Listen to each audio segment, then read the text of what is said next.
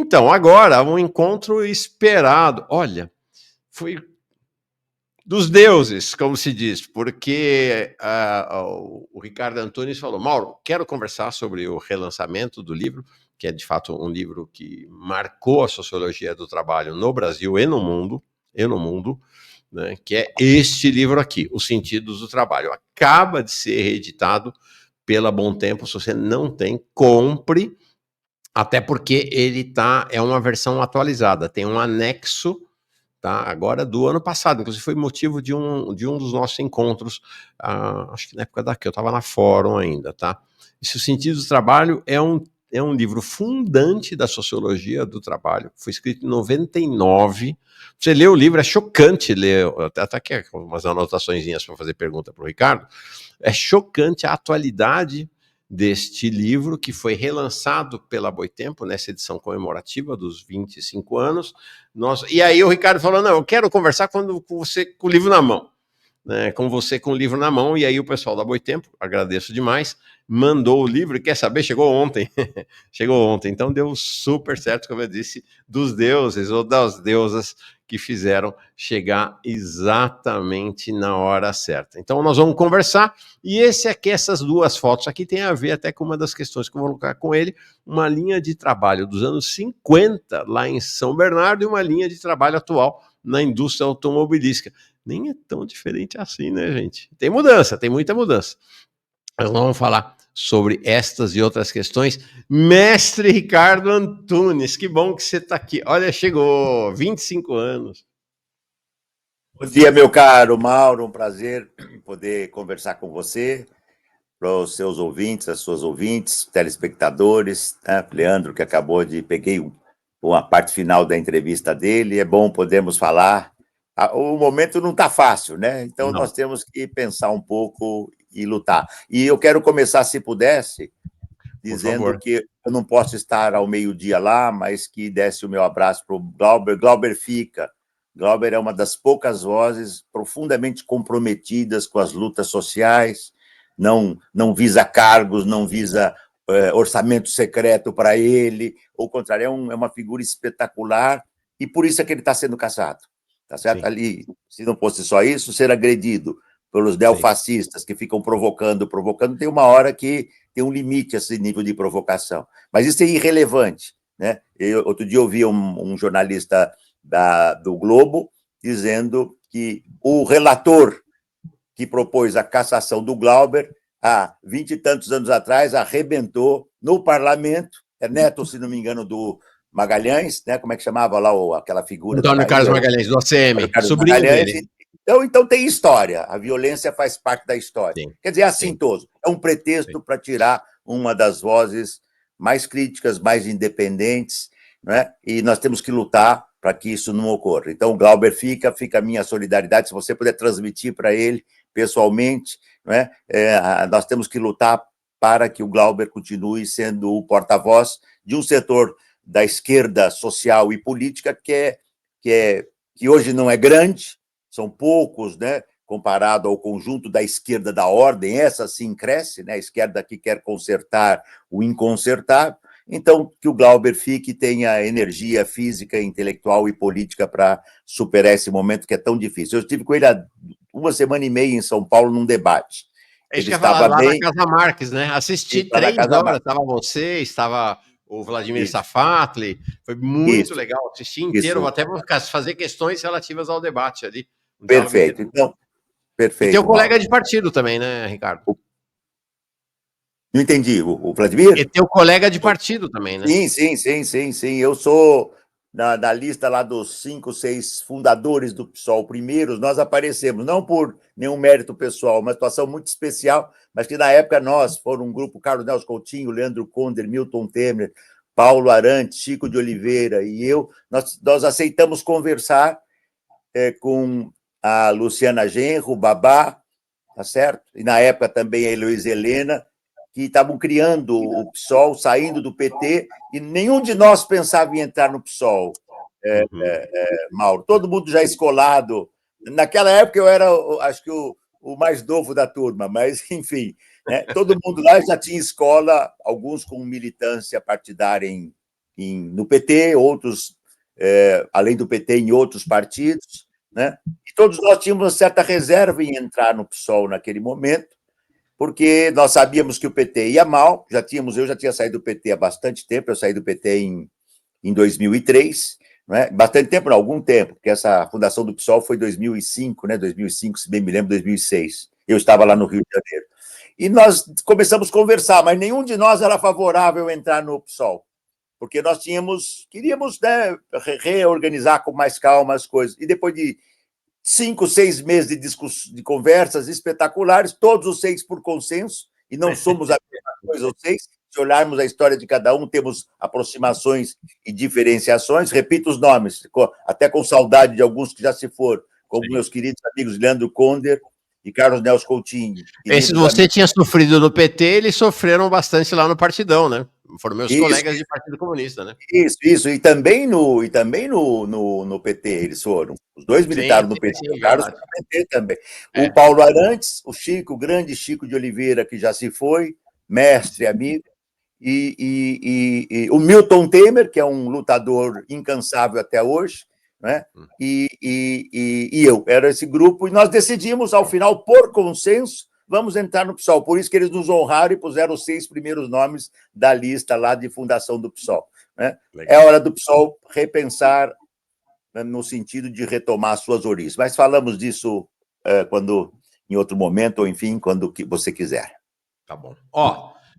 O motivo, então, inicial dessa nossa conversa é o relançamento, ou o lançamento dessa edição de Os Sentidos do Trabalho, de 1999, é uma edição celebrativa, portanto, dos 25 anos da edição original. Tá relançado. A edição original foi lançada pela Boitempo e agora a própria Boitempo, da nossa amiga comum, a Ivana Ginques, também fica um beijão para ela, da nossa parte, né? Grande figura, talvez a grande editora da esquerda brasileira. Tá aqui, coloquei o link, tá? Se você quiser comprar a edição do Sentido do Trabalho. Como eu disse, é uma obra de referência não apenas nacional, mas internacional. Além dessa edição brasileira, Os Sentidos do Trabalho tem edição na Argentina, tem edição, deixa eu ver a lista aqui, na Itália, na Holanda, na Inglaterra, em Portugal e nos Estados Unidos. Bom, começando com qual o sentido de relançar Os Sentidos do Trabalho 25 anos depois, Ricardo? E acrescento uma edição, acho que está citado aqui, não tenho certeza, mas deve estar, na Índia, que para mim é motivo de muito orgulho. Este livro foi também lançado na Índia. E é muito orgulho verdade, porque... eu não anotei aqui, na Índia também. Quando eu fui pela primeira vez à Índia, aí eu comecei a entender isso, faz pouco tempo, foi em 2000, estou vendo o cartaz aqui do debate que eu fiz lá, foram 3, foi em 2014, 11 anos atrás. Um ano antes de lançarem o livro lá. Isso lançaram aí, em 2015. Exatamente. Aí eu perguntei como é que é possível um mundo, alguém na Europa falar em fim do trabalho sem conhecer a Índia, 2014, sem conhecer a China, que eu conheci em 2015, sem conhecer a África e sem conhecer a América Latina, e sem conhecer os imigrantes na Europa. Então, qual é o sentido, o objetivo de publicar este livro, né, republicá-lo? Primeiro porque, infelizmente, Mauro, eu digo isso, infelizmente, as teses centrais dos Sentidos do Trabalho, que, na verdade, foi meu concurso de titular na Unicamp, ele retoma um livro anterior, que foi o Adeus ao Trabalho, uma pergunta, que é de 95, que foi minha tese de meu concurso de livre-docência. Os Sentidos do Trabalho, ele foi uma resposta mais densa, teoricamente, né, completando o livro anterior, para tentar mostrar o profundo equívoco das teses eurocêntricas, não europeias, até porque eu dialogo com muitos autores europeus. Um dos grandes autores europeus com o qual eu me sinto herdeiro, né, e com muita honra, é o Mesaros, húngaro-inglês, tá certo? Um marxista que morreu, lamentavelmente, em 2017, um amigo de décadas, mais de 30 anos, privamos de uma intensa intercâmbio intelectual e pessoal, de amizade, né? E tantos outros, né? Alain quem fez o prefácio, né? O Mesaros é quem fez o prefácio. Fez o prefácio belíssimo, né? Então, esta ideia era tentar mostrar o equívoco das teses do fim do trabalho. Foi esse, Mauro, o primeiro livro que eu me dediquei a fazer uma crítica mais dura e incisiva às teses do Habermas em relação à questão do trabalho, né? Porque o Habermas dizia, grosso modo, que a teoria do valor não tinha mais relevância e o trabalho não era mais um elemento fundamental na sociedade, que tinha se deslocado para a esfera da comunicação, do mundo da vida, da interação, etc. Eu disse, não é possível, né? Não é possível que se entenda a esfera da interação, da comunicação, ou do mundo da vida, em separado do mundo do trabalho, que é parte essencial do mundo da vida. E ao fazer este livro, em 99, né, como repito, ele é resultado do período que eu estive 1 ano estudando na Inglaterra, fui pesquisar, fui como pesquisador visitante na Universidade de Sussex, a convite do Mesaros, ele já estava aposentado, e lá eu pude aprofundar minhas leituras sobre o que se passava, inclusive, dos autores, não é, críticos e os autores que eram defensores dessa tese equivocada. Por que é possível dizer, não é, que os sentidos do trabalho têm atualidade?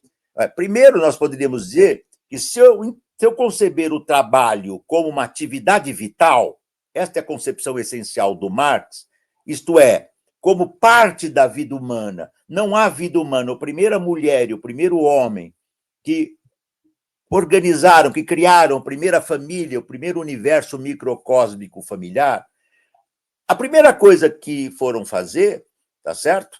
Que tiveram que fazer é desenvolver a atividade humana voltada para a sua produção e reprodução. Isto é o trabalho. Então, nesse sentido, a tese do fim do trabalho é, em si e por si, um equívoco. Eu, às vezes, brinco, eu entendi, porque aí agora é pura brincadeira. Se a gente não tiver um pouco de humor, fica difícil, né? Eu só fui entender mesmo o equívoco da tese do adeus do fim do trabalho quando eu estava um dia passeando em Paris, não é? Numa das vezes que fui a Paris, sempre a trabalho, né? E entrei no Parque Luxemburgo, que é um parque lindo, ali quase que no meião de Paris. E foi um outono maravilhoso que estava.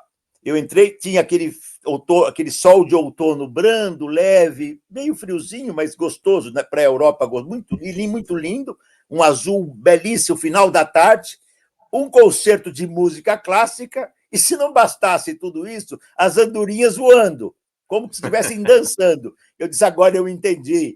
Esses eurocêntricos, não os europeus, os eurocêntricos, eles ficam imaginando que esse é o mundo deles, enquanto nós, os negros, negras, indígenas, ex-escravos, ficamos trabalhando, porque nós, né, claro, é difícil a gente ter isso na nossa vida cotidiana. Então, aí eu brinquei, falei, agora eu entendi. Eles vivem a fruição, o gozo catártico, o mundo livre, e nós estamos ralando lá. Os salários ganhando 5, 6, 7, 8, 9, 10 vezes menos, não tem direitos, precarização e tal. Então, a primeira coisa é que o trabalho é uma... Ou mais, né, Ricardo? Enquanto está essa cena toda acontecendo, ali na entrada do Parque Luxemburgo, os senegaleses, né, senegalês que foi morto aqui pela PM em São Paulo agora, os senegaleses botam panos no chão e em cima dos panos bolsas fakes de marca para vender ali na entrada. Né? Então, enquanto os europeus estão lá fruindo, o senegalês está vendendo ali, malhando. E apanhando, e frequentemente apanhando da polícia. Ainda mais quando os governos se tornam governos de extrema-direita, que aí aquela repressão está certo pesada sobre eles. Eu vi em Veneza uma vez, Mauro. Veneza foi um lugar que eu fui muitas vezes, que eu fui durante 12 anos professor de um programa chamado Master sul Lavoro e Immigrazione, mestrado sobre trabalho e imigração. Uma vez eu vi uma cena impressionante. Eu estava lá entrando na Piazza San Marco, na Praça São Marco, ali, quem já teve a possibilidade de ver isso ou estar lá, tem aquelas pontes lindas, tem aquela, como é que chama, Casa do Suspiro, aquela Ponte do Suspiro. E, de repente, estava cheio de polícia de um lado, tá certo? E eu vi, e os negros todos da polícia para trás, fora do centro. Mas, assim, dezenas, com as mochilas deles, vendendo e tal. Aí eu fui perguntar, mas o que está acontecendo? Por que eu estou podendo passar para lá? Ou seja, eu estou podendo atravessar, os brancos estão podendo atravessar o cordão, e os negros estão todos aqui. Eles, que nós tivemos a ordem de expulsar todos os comerciantes negros, né? Os imigrantes, melhor dizendo, os imigrantes, o que eles chamavam lá de vucumpra, vucumpra, vucumpra. Né? Nós estamos tirando, eles não podem ficar, eles estão expulsos do centro de Veneza. É simples assim. Bom, volto aqui. Então, o trabalho, para fechar, 2 teses vitais se mantêm hoje. O trabalho é uma atividade vital, qualquer que seja a sociedade, sem trabalho humano, ela não sobrevive. E 2, e este ponto bate direto na questão atual, dizia o Habermas, dizia o André Gors, até o Robert Kurz, que é outro nível, é outra qualidade, é um indivíduo, lamentavelmente, ele também já morreu, assim como o André Gors, o Robert Kurz também já morreu. Eu pude debater com ele na USP 15 anos atrás, mais ou menos, é perto disso, 15 anos atrás. Não é? O Robert Kurz tem uma crítica muito aguda e profunda ao capitalismo atual. Ele foi um dos principais divulgadores da tese da destrutividade do capitalismo, mas ele embarcou na teoria do fim, da teoria que prega o fim da extração da mais-valia, ou seja, do fim da teoria do valor e do fim da força potencial da classe trabalhadora. Então, a segunda questão que eu procuro mostrar de por que isso está na apresentação que eu faço a essa edição, que eu faço dessa publicação, é mostrar que o capitalismo reinventa, Mauro, as formas de exploração do trabalho. Nesse meu livro, eu já mostro que o setor de serviços é de 99. O serviço já estava, em grande medida, privatizado e, consequentemente, dando origem a um novo proletariado. Isso vai resultar depois de um livro posterior meu, que é esse aqui, O Novo Proletariado de Serviço da Era Digital, o Privilégio da Servidão, mas aqui está dito, nós temos as novas formas, o Habermas errou feio, não é que a teoria do valor tinha desaparecido, ela está muito mais complexa e ampla. Eu dou um exemplo para todo mundo entender do que eu estou falando, do que vivem as plataformas hoje, da exploração, expropriação, tá certo? Sem limites, e da digamos assim, especulação, a dependência do mundo financeiro da classe trabalhadora. Ou seja, os trabalhadores e trabalhadoras, vamos pegar os entregadores que fizeram uma greve majestosa agora no dia 31 de março e 1º de abril, podemos falar dela depois. Né? Eles trabalham 10, 12 horas por dia. O que é isso? Com o mundo digital algoritmizado, que poderia trabalhar 2 horas por dia ou 3, que maluquice é essa? 12, 13, 14 horas por dia, 15 horas por dia, é da época da Revolução Industrial. Sim. Foi uma luta da classe operária para chegar um século depois, um século e algumas décadas, 1886 nos Estados Unidos, no 1º de maio, que nós vamos comemorar agora, um dia de luta. Então, o livro é atual porque ele já mostrava as teses de como o capitalismo dos anos 90 dependia em si e por si da exploração do trabalho para manter o capitalismo. O capitalismo financeiro, que é o que domina o mundo hoje, ele não é só especulativo e fica como uma bolha. Dinheiro não gera mais dinheiro se não tiver lastro material. É por isso, por exemplo, Mauro, isso está no apêndice desse livro, é o apêndice especial para a 3ª edição, essa é a 3ª edição, e são 15 reimpressões o livro tem. Então, esse é um outro motivo de porque 15 reimpressões mais 3 edições são quase... Antigamente, você não diferenciava, as editoras não diferenciavam impressão, reimpressão e edição. Era tudo a mesma coisa. Se eu fosse a moda antiga, essa seria a 18ª edição desse livro. Tá. 18ª. Cada tiragem são tiragens relativamente grandes para um livro acadêmico. Então, é um livro que teve impacto. E eu adicionei esse último capítulo para poder mostrar que no mundo algorítmico, no mundo digital, no mundo das plataformas, o discreto charme da burguesia é extração da mais-valia absoluta e relativa. Ou seja, você prolonga a jornada do trabalho ao limite e intensifica a jornada do trabalho ao limite e você suprime os direitos do trabalho através do engodo, do golpe de mestre, do golpe Frankenstein, de me chamar, ou de quem trabalha com isso, de empreendedor ou autônomo. Autônomo, coisa nenhuma, a única autonomia que ele tem é a hora que ele começa a trabalhar. A partir daí, se ele para de trabalhar e não atende chamada, ele é bloqueado. Se ele reclama de uma chamada 2, 3 vezes e não aceita, ele pode ser bloqueado, sumariamente bloqueado. E tem mais, mal. São empresas que os trabalhadores, motoqueiros e motoqueiras, trabalham em bicicletas. Nesse caso, estou falando mais de homens trabalhadores, porque nas motos a maioria esmagadora é masculina. Sim. Quando você vai para o trabalho de entregador e de motoristas, você tem mais contingente, um pouco maior a presença feminina. Mas é brutal. Então é isso que me fez republicar, e claro, sempre lembrando aqui a Boitempo, né? É um livro que, felizmente, para Boitempo tem sempre... É um livro que é muito adotado em muitas escolas.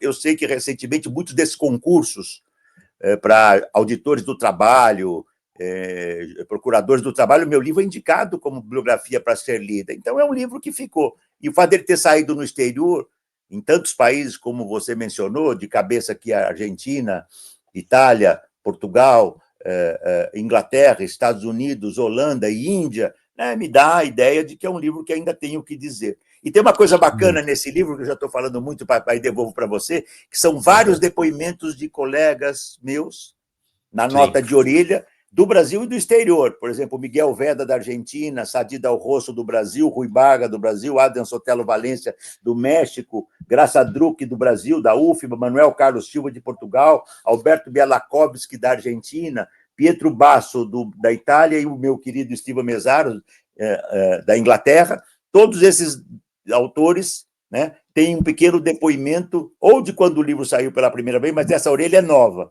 né? Alguns desses depoimentos foram feitos especialmente para o livro. Então, é por isso que o livro está aí solto, e a edição linda da Boitempo, né? Eu tenho que agradecer a Ivana Ginks. E vou fazer só uma adição ao teu comentário. Posso, Mauro? A Boitempo não é só a maior editora marxista no Brasil.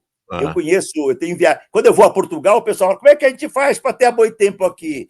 Por exemplo, os meus livros saem na Inglaterra por contatos meus, mas todos os editores lá conhecem a Boitempo, ou seja, a Boitempo já se tornou, talvez ela seja hoje, uma das mais importantes editoras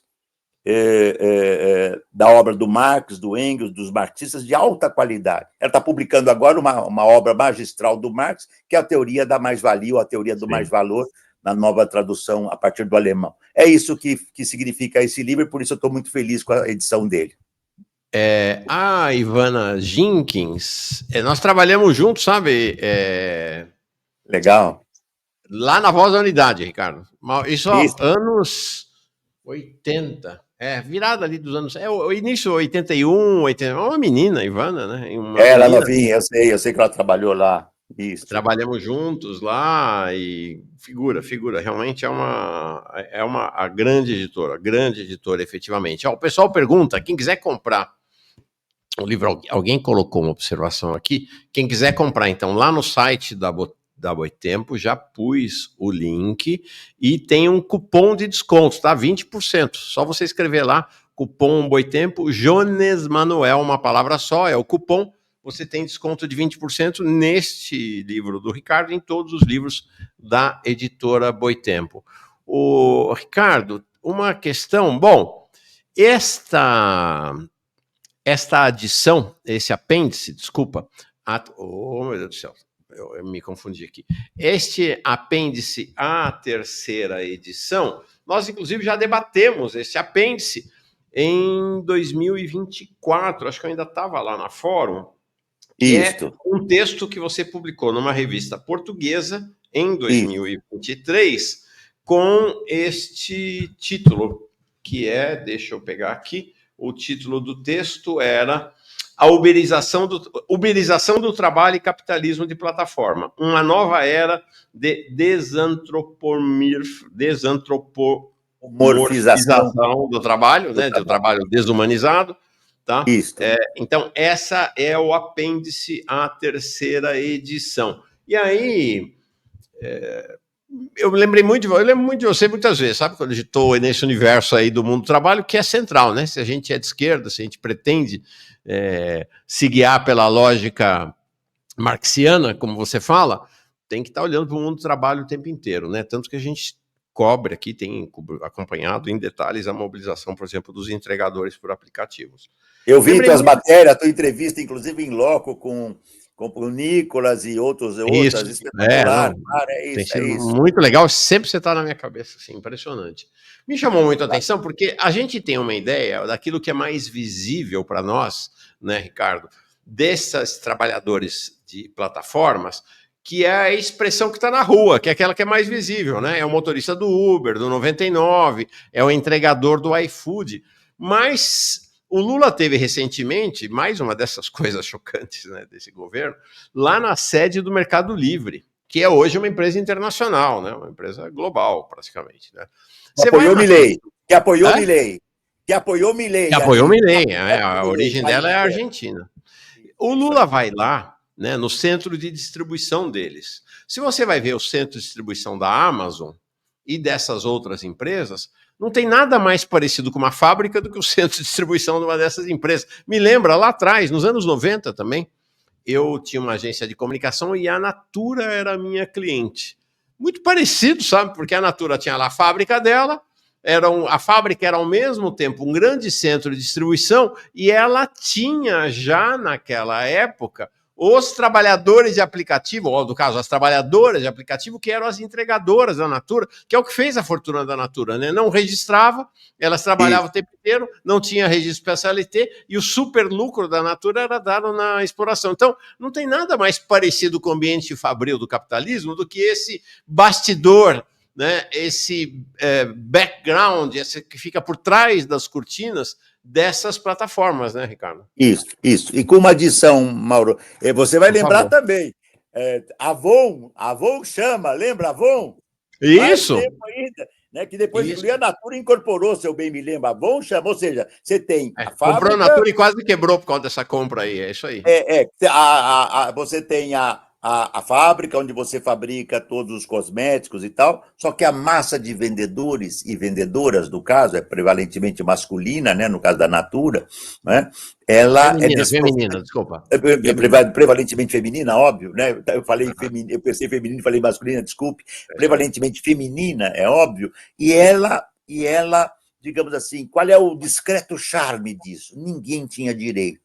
Mas tem uma diferença importante, Mauro. Quando você dá o salto para a Amazon, tá certo? Depois Amazon Mechanical Turk, Mercado Livre, Shopee, e para não falar no e-commerce em geral, mas também noutras como Airbnb. Airbnb causou uma convulsão mundial.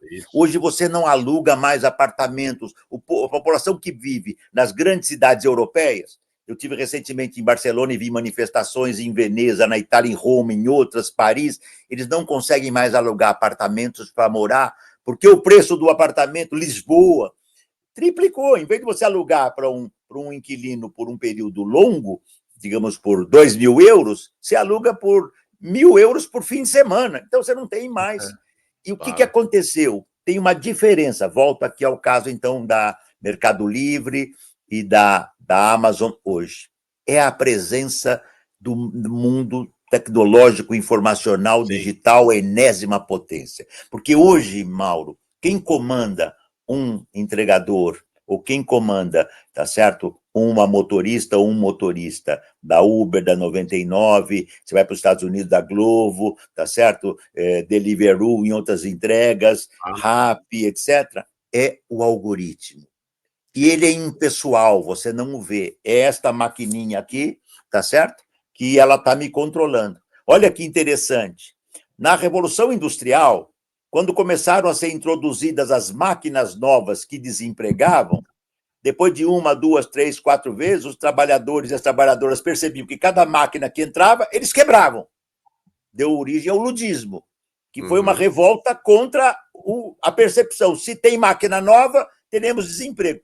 Se você for quebrar o algoritmo hoje, você só tem uma alternativa, quebrar o seu celular. Você não vai fazer porque vai custar caro. Percebeu? Porque você não vê. Aonde que está o gerente dessas empresas? Da iFood, da Uber? Você não tem gerência, não tem mestre contra mestre feitor. Então, no privilégio da servidão, eu trabalho, acho que pela primeira vez essa discussão, penso que fui um dos pioneiros desse debate, mostrando que a gente não pode mais falar em setor de serviços. Aliás, eu nunca falei em sociedade pós-industrial. Você pode ver todos os meus livros, eu nunca falei estamos numa sociedade pós-industrial, porque pela minha inspiração muito calcada numa leitura atual da obra do Marx. O Marx me ensinou, no volume 2 do Capital, tá certo? E na teoria da mais-valia, ele tem passagens espetaculares sobre isto, que a mais-valia ela é gerada toda vez que um quantum adicional, que um excedente de trabalho é apropriado. Não importa se é uma peça, um computador, sim, um carro, ou o Marx cita o exemplo do professor e do escritor. Ele diz, se eu estou fazendo um livro, e esse livro vai e é editado por um empresário, tá certo? Ele passa, um professor que dá uma aula no setor público é uma coisa, é um serviço público. Esse mesmo professor ou professora que dá uma aula numa faculdade privada, do grupo Croton, do grupo NIP, ou de qual grupo for, ele está gerando mais-valia para o seu patrão. Porque aí, Mauro, nós temos a introdução do que o Marx chamava, veja a genialidade do Marx, isso no século XIX, né?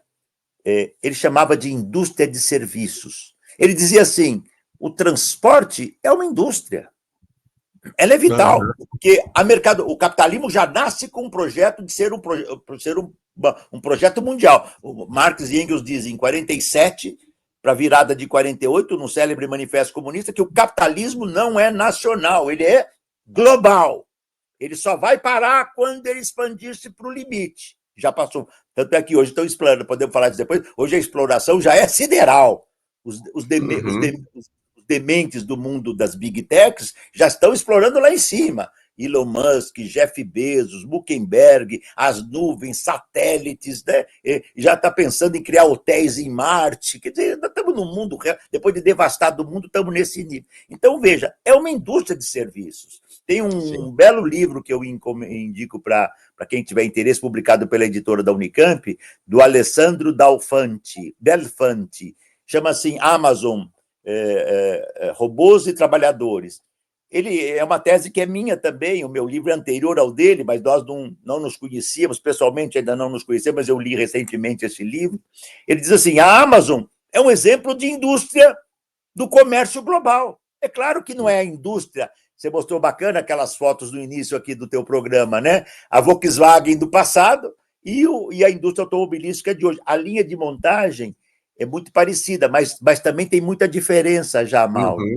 A gente vai perceber que esta foto da Volkswagen lá embaixo é uma linha de montagem, né? Mas se a gente olha, eu já entrei numa indústria automobilística do tempo do Fordismo brasileiro explosivo, né? Do Taylorismo e do Fordismo. Eu entrei na Ford em 1984, quando eu estava fazendo minha tese de doutorado. Eu visitei a Ford. Foi muito curioso, porque eu visitei a Ford sem ter dado o meu nome antes. Depois eu contei esse episódio, porque senão eles não permitiam que eu entrasse. Eu tinha uma amiga que era casada, tinha sido casada com o ex-diretor de recursos humanos da Ford. Ele saiu da Ford e tal, e a gente combinou que eu queria conhecer a Ford, mas eu não conseguia entrar. Eu já era mais ou menos conhecido, já te escrevia estudos sobre a classe trabalhadora, e essas empresas são um jogo duro, elas abrem para quem quer. Sim. E, de repente, essa minha colega diz, olha, eu quero visitar a Ford, queria levar um amigo sociólogo. Como quem nos indicou foi um ex-gerente do topo, entrei lá. E foi muito legal, porque quando eu entrei na Ford, eu falei, eu quero visitar a Ford da primeira peça, a placa que cai, quando a primeira peça que cai no início, até o carro indo para o pátio. Ficamos o dia inteiro. Em algumas áreas que eu entrava, o pessoal falava, ô, professor Ricardo Antunes. Entendeu? Porque eu estava fazendo uma tese sobre a ABC Paulista. A minha tese de doutorado chama-se Rebeldia do Trabalho, o confronto operário no ABC Paulista. Tá certo? E então eu entrevistei vários, eu ia no sindicato, e aí o gerente que estava acompanhando não estava entendendo nada, porque ele me conhecia lá como um amigo da senhora, da colega que me levou. E aí, quando nós entramos para conversar com o gerente de recursos humanos, ele também não me conhecia. Aí fomos lá e ele falou, sim, tá, você, colega da professora Elizabeth, que foi esposa de tal, sim, qual é seu nome? Olha só essa, Mauro, qual é seu nome? Eu falei, Ricardo Antunes. Ele assustou assim e falou, opa, peraí. Ele virou, que nem eu estou fazendo aqui agora, ele virou, abriu a a porta do armário dele, tirou 3 ou 4 livros meus, estavam lá. Aí, sensacional. Ele não podia mais, e foi muito gentil, porque ele não podia mais vir para fora. Além do que, Claro. eu tinha sido indicado por um bimbão, antigo bimbão, que eu nunca conheci, mas ex-marido no passado da minha colega. Minha colega era uma socióloga, né, professora, socióloga também de esquerda e tal. Então foi sensacional. Muito bem. Hoje, você entra numa fábrica desta, o mundo digital, a indústria 4.0, o que significa? Todo lugar que você puder eliminar um trabalho vivo e colocar um robô, uma máquina autômata ou uma internet, por isso existe a palavra em inglês, Internet of Things, internet das coisas, né? Você vai fazer. O que significa isso? Está aqui o indivíduo A, está o Mauro, o indivíduo B, e tem o C. Na fábrica normal, na empresa normal, o indivíduo A pede o trabalho, o relatório para o indivíduo B, ou para a pessoa B pede para a pessoa C, ela faz, passa, você completa o seu e devolve para mim. Na internet das coisas, a máquina A vai falar com a máquina B, que vai falar com a máquina C, interneticamente. Desaparece. Trabalho morto. Desaparece o Ricardo, o Mauro e a terceira pessoa e vão virar pó. Evidentemente que isso nunca pode levar à eliminação cabal do Estado, do trabalho humano. Nunca pode levar. Mas a redução do trabalho humano, Marx também ensinou isso. Marx diz claramente no capítulo 3, do volume 3 do Capital. O trabalho vivo é a chave do capital. Quem ficar no trabalho, o trabalho morto é a chave, mas quem implantar o trabalho vivo, eliminar, quem ampliar o trabalho morto, máquinas, equipamentos, e esquecer e eliminar, expande o trabalho morto e elimina o trabalho vivo, o capital para na hora, ele não se reproduz. Esta é a tragédia do capital. E esta é que dá força para as lutas sociais. O capital não se reproduz. Eu vou dar um exemplo que todo mundo vai entender. Na inteligência artificial hoje, nós podemos falar um pouquinho mais disso depois, se você quiser. Mas, assim, na inteligência artificial hoje, esta nova máquina que funciona, digamos, com os algoritmos, ela vai capturando dados de todo mundo. Muitos dos dados ela já encontra nas redes, mas tem alguns dados que tem que ser o trabalho humano que vai documentar, fazer a tarjetinha ou ensinar. Por exemplo, se eu tiro uma fotografia sua agora, do Mauro, plá, peguei e fotografei o Mauro aqui, pumba. A internet, a inteligência artificial, Mauro, se eu pedir para ela quem é esta pessoa, ela vai indicar, vai identificar você.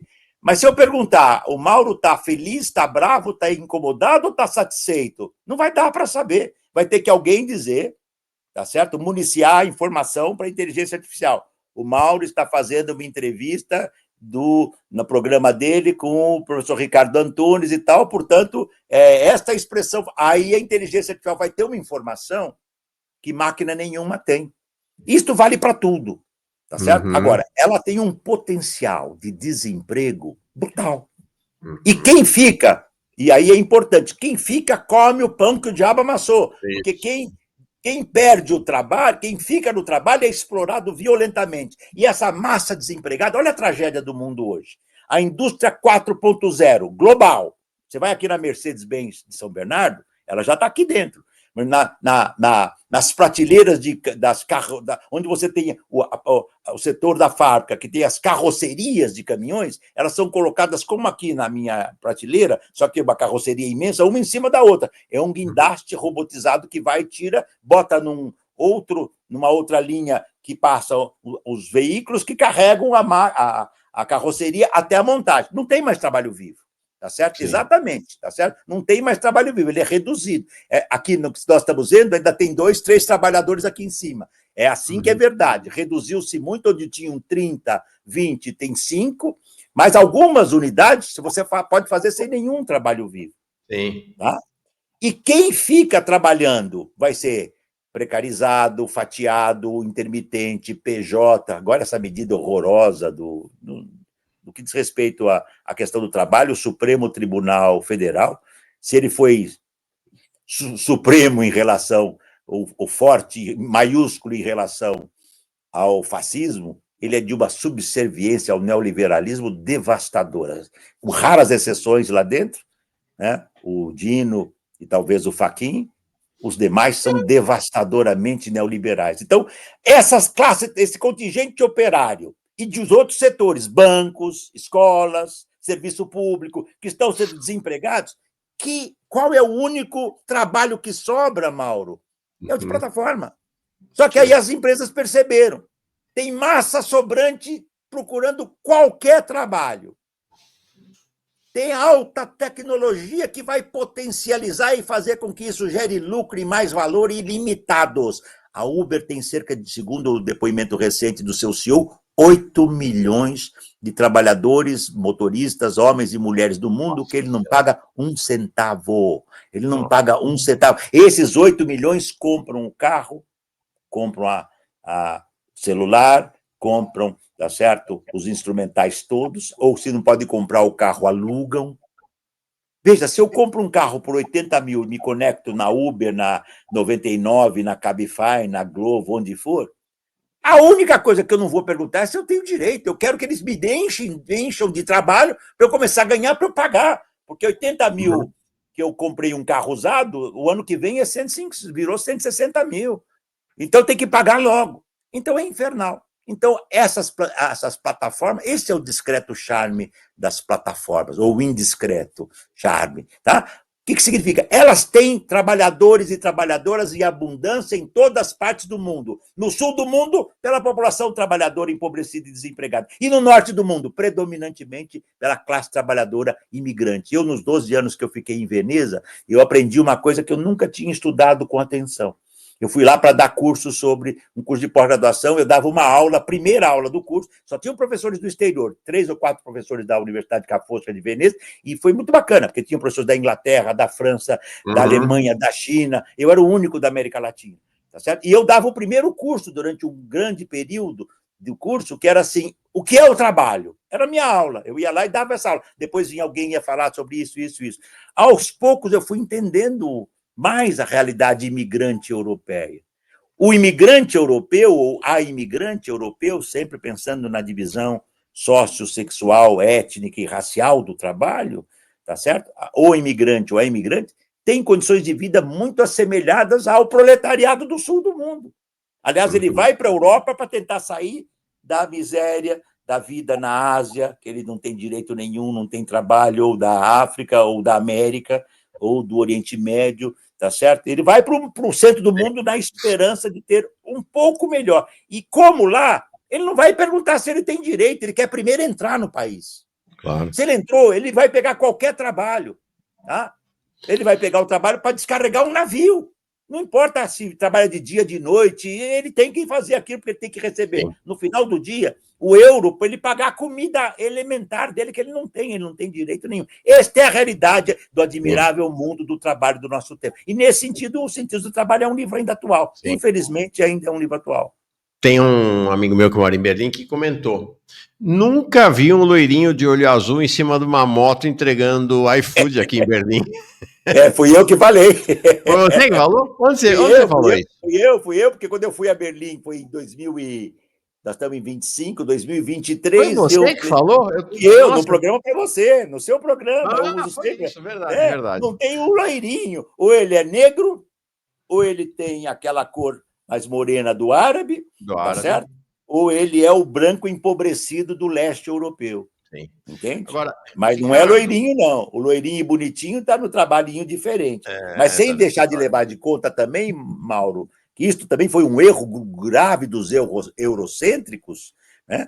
Tem uma exploração do trabalho na Europa também. Sim, você tem uma degradação das condições de trabalho e de vida, mesmo do branquinho, loiro, de olho azul, brutal também. Tem um belíssimo filme, eu não vou lembrar o nome agora, francês, que mostra uma luta de uma greve, eu acho que era uma fábrica de águas na França.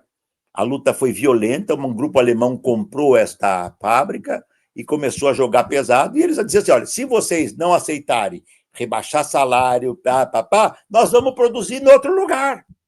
Então, sim, quantos conglomerados italianos, alemães, franceses foram para o leste europeu? Porque você paga 4, 5, 6 vezes menos para o leste europeu. E para o sul do mundo. Esse é o Rui Mauro Marini falava isso há 50 anos atrás, né? em várias partes, o Mauro Marini falava do capitalismo brasileiro e latino-americano. O traço distintivo era a superexploração do trabalho. Eu, nesse sentido, tenho procurado mostrar, e não só, muitos outros também, que essa superexploração do trabalho não é mais um traço só do sul do mundo. Ele está presente no norte do mundo, especialmente no trabalho imigrante. Veja as condições de trabalho dos imigrantes nos Estados Unidos, por exemplo. Olha, o filme chama-se Em Guerra, do Isso aí. Stephanie Brisé, de 2018. Eu não sei, estou vendo aqui, tá na Prime Video, então dá para achar nas plataformas, se você quiser assistir. E, cara, tem uma questão interessante que é essa, né? Nunca se pode prescindir do trabalho vivo, senão morre o capitalismo. Mas é importante ir deslocando ele para periferia e deslocando ele para condições cada vez mais subalternizadas. A gente falou agora aqui do exemplo lá da Natura e da Avon versus, por exemplo, uma Amazon ou as plataformas.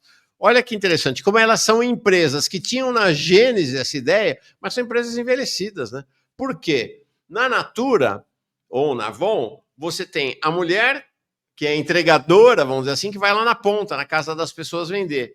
Mas é um trabalho vivo demais, porque você tem uma mulher, outra mulher que é coordenadora do grupo de 10. Aí tem uma mulher em cima dessa outra que é a coordenadora das coordenadoras, ou seja, tem uma estrutura que você, nas plataformas, desaparece, essa estrutura toda das coordenadoras, gerentes, diretoras, substituído pela gestão através... Ou seja, a taxa de lucro vai para a lua, né? Você cresce a taxa de lucro de maneira brutal, né? E potencializa, porque numa corrida de moto, no esquema do motoqueiro anterior, ele tinha condições de pelo menos fazer um trajeto sem alguém te ficar apertando que você tem outro pedido, porque veja, qual é a questão? As empresas ficam provocando toda hora, todo mundo aqui já pegou esses carros ou essa moto não, mas a gente sabe como é o entregador, né? Eu já sei porque entrevistei muitos ao longo desses anos de pesquisa, e as pesquisas que nós estamos fazendo, né, no nosso grupo, né? Então, ele fica recebendo chamada. Se ele não atende as chamadas, Mauro, ele simplesmente é bloqueado. Esquece esse motorista porque ele não nos atende. Deixa ele lá. Deixa ele 3 dias sem receber nenhuma. Ele vai ligar, pelo amor de Deus, eu preciso trabalhar. Então, é mentira que ele é autônomo. Ele só define a hora que ele começa, ele não consegue definir nem a hora que ele termina. Eu já entrevistei todos os motoristas que eu perguntei. Quantas horas você fez? Tirando, tem um número muito pequeno, que é muito mais europeu do que aqui, que é a chamada gig economy. É o bico. Tá? Aquele trabalhador que aposentou, mas que tem uma boa aposentadoria, tem um carro, está dizendo, eu faço o Uber aqui de noite e tal, é uma forma, provavelmente, dele sair de casa e parar de ser patriarca com a mulher também ter um alívio, ele sai, ele também conversar com ele pega o carro e vai. Aqui não, aqui é cada vez menor o número de motoristas, homens e mulheres, que fazem bico. Porque aos poucos eles começam. E tem uma coisa, Mauro, que ata a questão da indústria de serviços com a indústria de transformação. Para todos que eu perguntei por que estão trabalhando ali, porque eles reconhecem que a jornada é pesada. Eu pergunto assim: você vai fazer sua refeição quando? Um deles me responde assim: professor, nessa profissão nossa não tem refeição. Aqui, quando houve a pandemia, foi feito com o Ministério Público do Trabalho e com o Grupo de Medicina da Unicamp, de Saúde do Trabalhador, foram feitas, digamos, trabalhos para tentar ver as condições de trabalho dos motoristas. Acho que eu já contei isso, talvez, para você no programa anterior. Quando foi picar o dedo dos motoristas de moto, dos motoqueiros, para saber fazer coleta de sangue, não saía sangue dos motoristas, de parte dos motoqueiros. Por quê? Alguém vai falar, é porque ele é ser do outro planeta, tá certo? Um neofascista vai dizer, é porque ele é comunista, então o sangue, ele comeu o sangue dele, enfim. Não sai sangue porque eles não bebem água. E por que eles não bebem água? Porque eles não podem urinar. O filme magistral do Ken Loach mostra isso. Primeira cena, o cara diz, leva essa garrafa de água vazia no teu carro. Né? Entregador de carros, por carro. Mas por que eu vou levar? Leva essa garrafa. Por que eu levo essa garrafa? Você vai entender já, porque você vai ter que urinar na garrafa, entende? É isso. E veja bem, no momento em que você começa a tua jornada, Eles respondiam para mim assim: eu vou parar quando eu cumprir a minha meta. Tem uma outra questão importante aí. O cronômetro do Taylor desapareceu e a meta sou eu quem faço, eu que trabalho, porque o trabalho é mais invisibilizado e individualizado.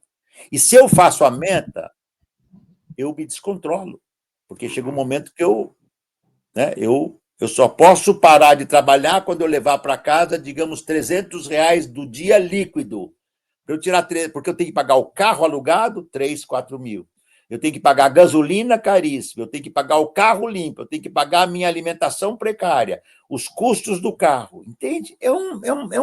Por isso que é uma empresa magistralmente bem-sucedida. Ah, professor, mas ela não dá lucro. Espera um pouquinho. Essa é uma outra discussão. O mundo do capital é financeirizado. Então, tem uma imbricação entre extração da mais-valia, monetização, capital financeiro e capital produtivo sob o comando financeiro.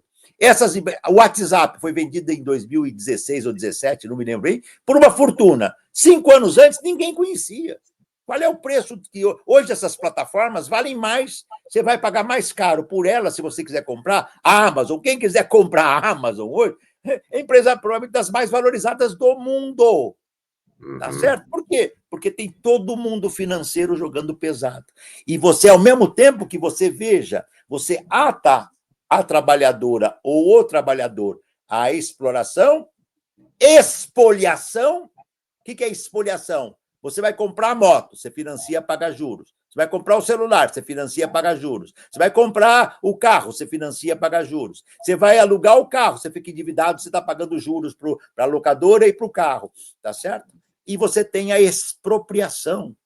Como na acumulação primitiva, explorado porque jornadas ilimitadas com alta intensidade, expoliado porque o capital financeiro o tenha endividado. Eu não posso parar de trabalhar porque eu tenho que pagar o carro. Eu não posso parar de trabalhar porque eu tenho que pagar a moto. Eu não posso parar de trabalhar. E você os mantém, eles e elas, expropriados. Como no capitalismo primitivo. Só que agora nós estamos no século XXI. Expropriado de quê? Dos direitos. Não tem nenhum direito. Mas para isso é preciso ter um embuste. Qual é o embuste? Eu não sou assalariado.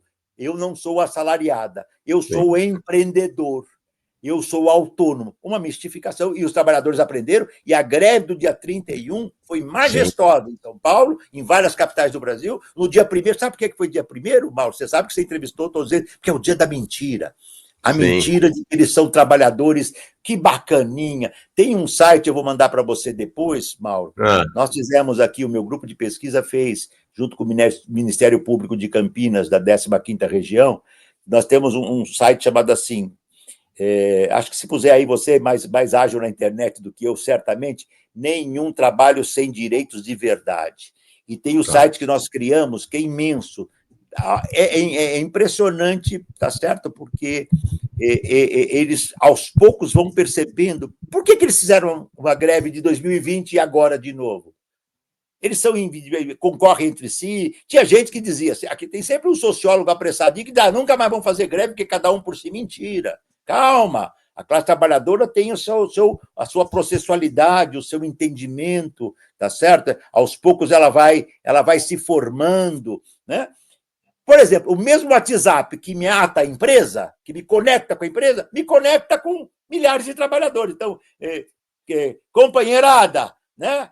A turma do cachorro louco agora vai parar. Agora, nesse dia, não vai ter cachorro louco correndo. Eles falam assim, eles sabem porque eles trabalham que nem louco. E eles trabalham que nem louco. Não, sabe o que me chamou a atenção na greve? Uma característica, porque é isso, né? O capital também engendra o caminho para a sua morte, que são os trabalhadores. Um vídeo que tinha entregador lá da Europa, entregador da França, da Alemanha, dos Estados Unidos, global, dando apoio ao break. É isso, porque é global, meu caro. Eu tenho viajado muito, vou a Portugal, processo similar. As empresas são as mesmas. Tem algumas mais locais, mas a lógica é a mesma. Você tem uma plataforma. Como é que funciona? Você tem um sistema plataformizado. A primeira mentira, você diz assim, eu não sou empresa de transporte, eu sou uma plataforma de mediação. Mentira. Sabe aquela musiquinha aqui? Mentira, que lorota boa, que mentira, que lorota boa. Primeira lorota. Tá? Segunda mentira. tá certo? Segunda mentira. Eu não vou contratar, porque se eu falar, Mauro, se essas empresas falarem que vão contratar assalariados e assalariadas, tem que cumprir a legislação protetora do trabalho. Então, a segunda mentira mistificada completa, tá certo? Eu vou fazer a intermediação entre, tá certo? A empresa de comida ou o que tem o carro com o consumidor. Então, eu sou uma empresa de intermediação. É tudo mentira. E são as mais ricas do mundo, e não pagam impostos, não pagam direito e não pagam impostos. Quer dizer, há alguma coisa de estranho no reino da Dinamarca, né? Não, Da Dinamarca global. É o nirvana do capitalismo, né? Isso, É o isso. nirvana dos Mas atenção, hein? capitalistas, né? Para os capitalistas. Agora, atenção, se eles pensam que vai ser sempre assim, essas lutas.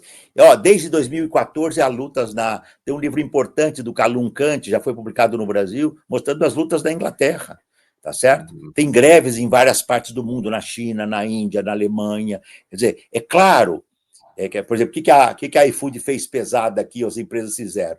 Quem for trabalhar no dia 31, nós vamos pagar mais.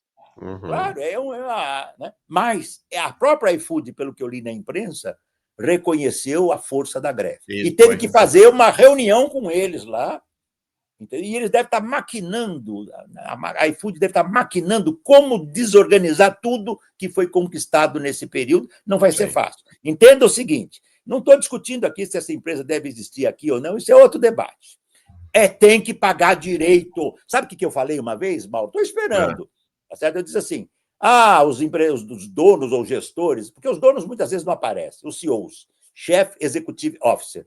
Esse é usando uma terminologia antiga, mas verdadeira e com certa ironia, é o lacaio do capital digital, entende? Sim. Ou, se quisermos, é o lacaio digital do capital financeiro, tá? Muito bem. Esses é que maquinam as coisas, tá certo? Esses é que maquinam as coisas. E é evidente, né, que uma vez eu falei assim, se esse emprego é tão maravilhoso, se é tão bom, é autônomo, eu sou livre, eu não conheço uma grande plataforma no mundo que os filhos dos donos e filhas dos donos, os filhos dos CEOs ou os filhos das CEOs trabalhem nessas plataformas, mas não chega um dia botar o macacão e fazer uma propaganda. Trabalhe um ano lá, sendo pago como se fosse uma pessoa desconhecida. Por que eles não trabalham lá? Porque eu não conheço o pai que quer levar os filhos, salvo os loucos e dementes, que querem levar os filhos para o suicídio e para a morte. É simplesmente, morre mais de um por dia na cidade de São Paulo. Toda vez que eu vou à Marginal, tá certo? Que eu passo em São Paulo, por questões para onde vou, passo pela Avenida Marginal. Todo sábado, normalmente, eu costumo ir a São Paulo. Minha companheira mora lá, então vou a São Paulo. Não tem nenhuma vez da Marginal que eu não pego o trânsito, separa 500 metros depois, tem um ou dois motoqueiros caídos. Né? Alguns arrebentados, outros adoecidos. E eu falei aqui de mortes, mais de uma por dia. Tá? Mas as doenças da cabeça, o corpo destroçado é imenso, entende? Não é possível. Isso é século XVIII, XIX, isso é a acumulação primitiva do capital na era digital. Por isso eu desenvolvo aqui nesse capítulo, nesse apêndice também. Eu retomo aqui, Mauro, nos meus trabalhos atuais, inclusive nesse artigo que é apêndice, uma tese que está aqui no sentido do trabalho. Foi no sentido do trabalho que eu disse pela primeira vez, rumo a uma nova era de desantropomorfização do trabalho. Eu vou explicar isso, que a palavra é aparentemente difícil, mas é fácil entender. Até porque não fui eu que inventei. Esta ideia da desantropomorfização do trabalho foi desenvolvida pelo Lukács, grande filósofo marxista húngaro, tá certo? Que, nos seus estudos de literatura, tratou da desantropomorfização do trabalho. E na sua ontologia... Inclusive, no livro você vai fazer exatamente a confrontação política ideológica entre o Lukács e o Habermas, né? O capítulo é exatamente para ser a nossa vingança, o Lukács dá de 7-1 no alemão, entende? Seria a nossa vingança. Aliás, é sendo generoso, porque não são estaturas diferentes, mas é isso. Eu tive a felicidade, Mal, há 3 meses atrás, um colega meu, sociólogo e professor de sociologia, que veio da área jurídica, defendeu uma tese de doutorado na Alemanha, na Universidade de Jena, onde nasceu Marx, e usou meus estudos, meu livro, porque eu tenho edição inglesa desse livro, alemã, infelizmente, ainda não tem, mas gostaria de ter. Seria a vingança dos negros e dos indígenas. Né? Aqui corre sangue negro, indígena, seria vingança. Ele usou o meu livro para dizer, olha, o professor Ricardo Antunes diz lá no Brasil, tal, citou em inglês o que eu falava, tá certo? Os equívocos do Habermas, é uma sucessão, uma pletora de equívocos que o Habermas tem. O que o Lukács diz? Só para entender numa palavra. Eu não uso a obra do Lukács neste caso, eu uso a categoria do Lukács desantropomorfização. Porque o Lukács, como vem da literatura, a sua ideia de desantropomorfização é mais, digamos, tem uma amplitude maior. Mas o Lukács diz assim, desantropomorfização do trabalho é aquilo que, como nos ensinou Marx, o trabalhador se torna autômato e apêndice em relação à máquina. Eu pego esta ideia que está no capítulo da grande indústria, no volume 1 do Capital, e vou mostrar como Marx mostra que no capitalismo industrial nós temos a subsunção real do trabalho ao capital. O trabalhador ou a trabalhadora são realmente subsumidos ao capital. O que eu digo é o seguinte, na era digital, a alienação, o fetichismo, a reificação, o estranhamento, ou seja, a obliteração da minha consciência é mais profunda, porque eu não vejo o inimigo. Eu não posso quebrar a máquina, eu não posso conversar com o gerente, eu não posso xingar a mãe dele. Eu não tenho. Como é que eu vou xingar o gerente? Falei, esse cara é um filho da mãe, para ser generoso aqui no nosso espaço televisivo aqui. Ele não pode falar, é mais profunda, porque eu penso que eu sou empreendedor, mas calma lá que com o tempo isso muda. Então, a ideia da desantropomorfização, a minha leitura é mais marxiana, mas o termo é lukácsiano. Por isso que eu, em respeito ao Lukács, eu também, como todo mundo que conhece meu trabalho, eu tenho, o Lukács foi um autor que me influenciou, de longe o autor que mais me influenciou, é óbvio, foi de longe o Marx, porque foi o primeiro grande autor que eu li dos clássicos. Eu não leio o comentador e depois eu vou para o Marx. Eu comecei estudando Marx, depois é que eu fui ler os grandes comentadores. Né? Mas a ideia da desantropomorfização, o que é? É o trabalhador e a trabalhadora no mundo digital, informacional, tem um nível de alienação mais profunda que ele tem que se virar e descortinar. Ele tem que aprender a digamos, torná-lo mais visível. Isso só a luta coletiva dá. Individualmente eu quero não ter CLT, eu quero não ter sindicato, só que aí eu pergunto, você não quer CLT, né? Não, não quero. Mas você gostaria, como eu, que sou professor, de ter férias um mês remunerada? Claro. Você gostaria, como eu, de ter descanso semanal remunerado? Claro. Você gostaria, como eu, de ter 13º? Claro. Então você tem que lutar. E isso está na CLT. A CLT... Sim. Lembra daquele antigo diretor do presidente do Corinthians, né? Nem me fale nesse time do coração aqui, que é só sofrimento de novo, né? Bom, enfim, nem me fale. Né? Ele dizia assim, é uma faca de 2 legumes. Isso. Lembra? Ele era Vicente Mateus, o velho Vicente Mateus. Velho espanhol Vicente Mateus. A CLT é uma faca de 2 legumes. O Vicente Mateus não sabia que quer dizer gumes, então ele lascava o legumes, tá certo? É ótimo. E cenas da vida brasileira, né? Ou dos nossos, do empresariado estrangeiro aqui no Brasil. Muito bem, a CLT, ao mesmo tempo, ela é conquista e controle. Ela combina. Tema para um outro debate. Minha tese de mestrado foi sobre a origem do getulismo no Brasil, do sindicalismo e da questão da regulamentação do sindicato. Ela, ao mesmo tempo que ela reconhece férias, 13º, etc., pouco a pouco, ela impede o sindicato livre. O sindicato tem que ser estatal e reconhecido pelo Estado. É essa faca de 2 legumes. Aqui avança e aqui trava.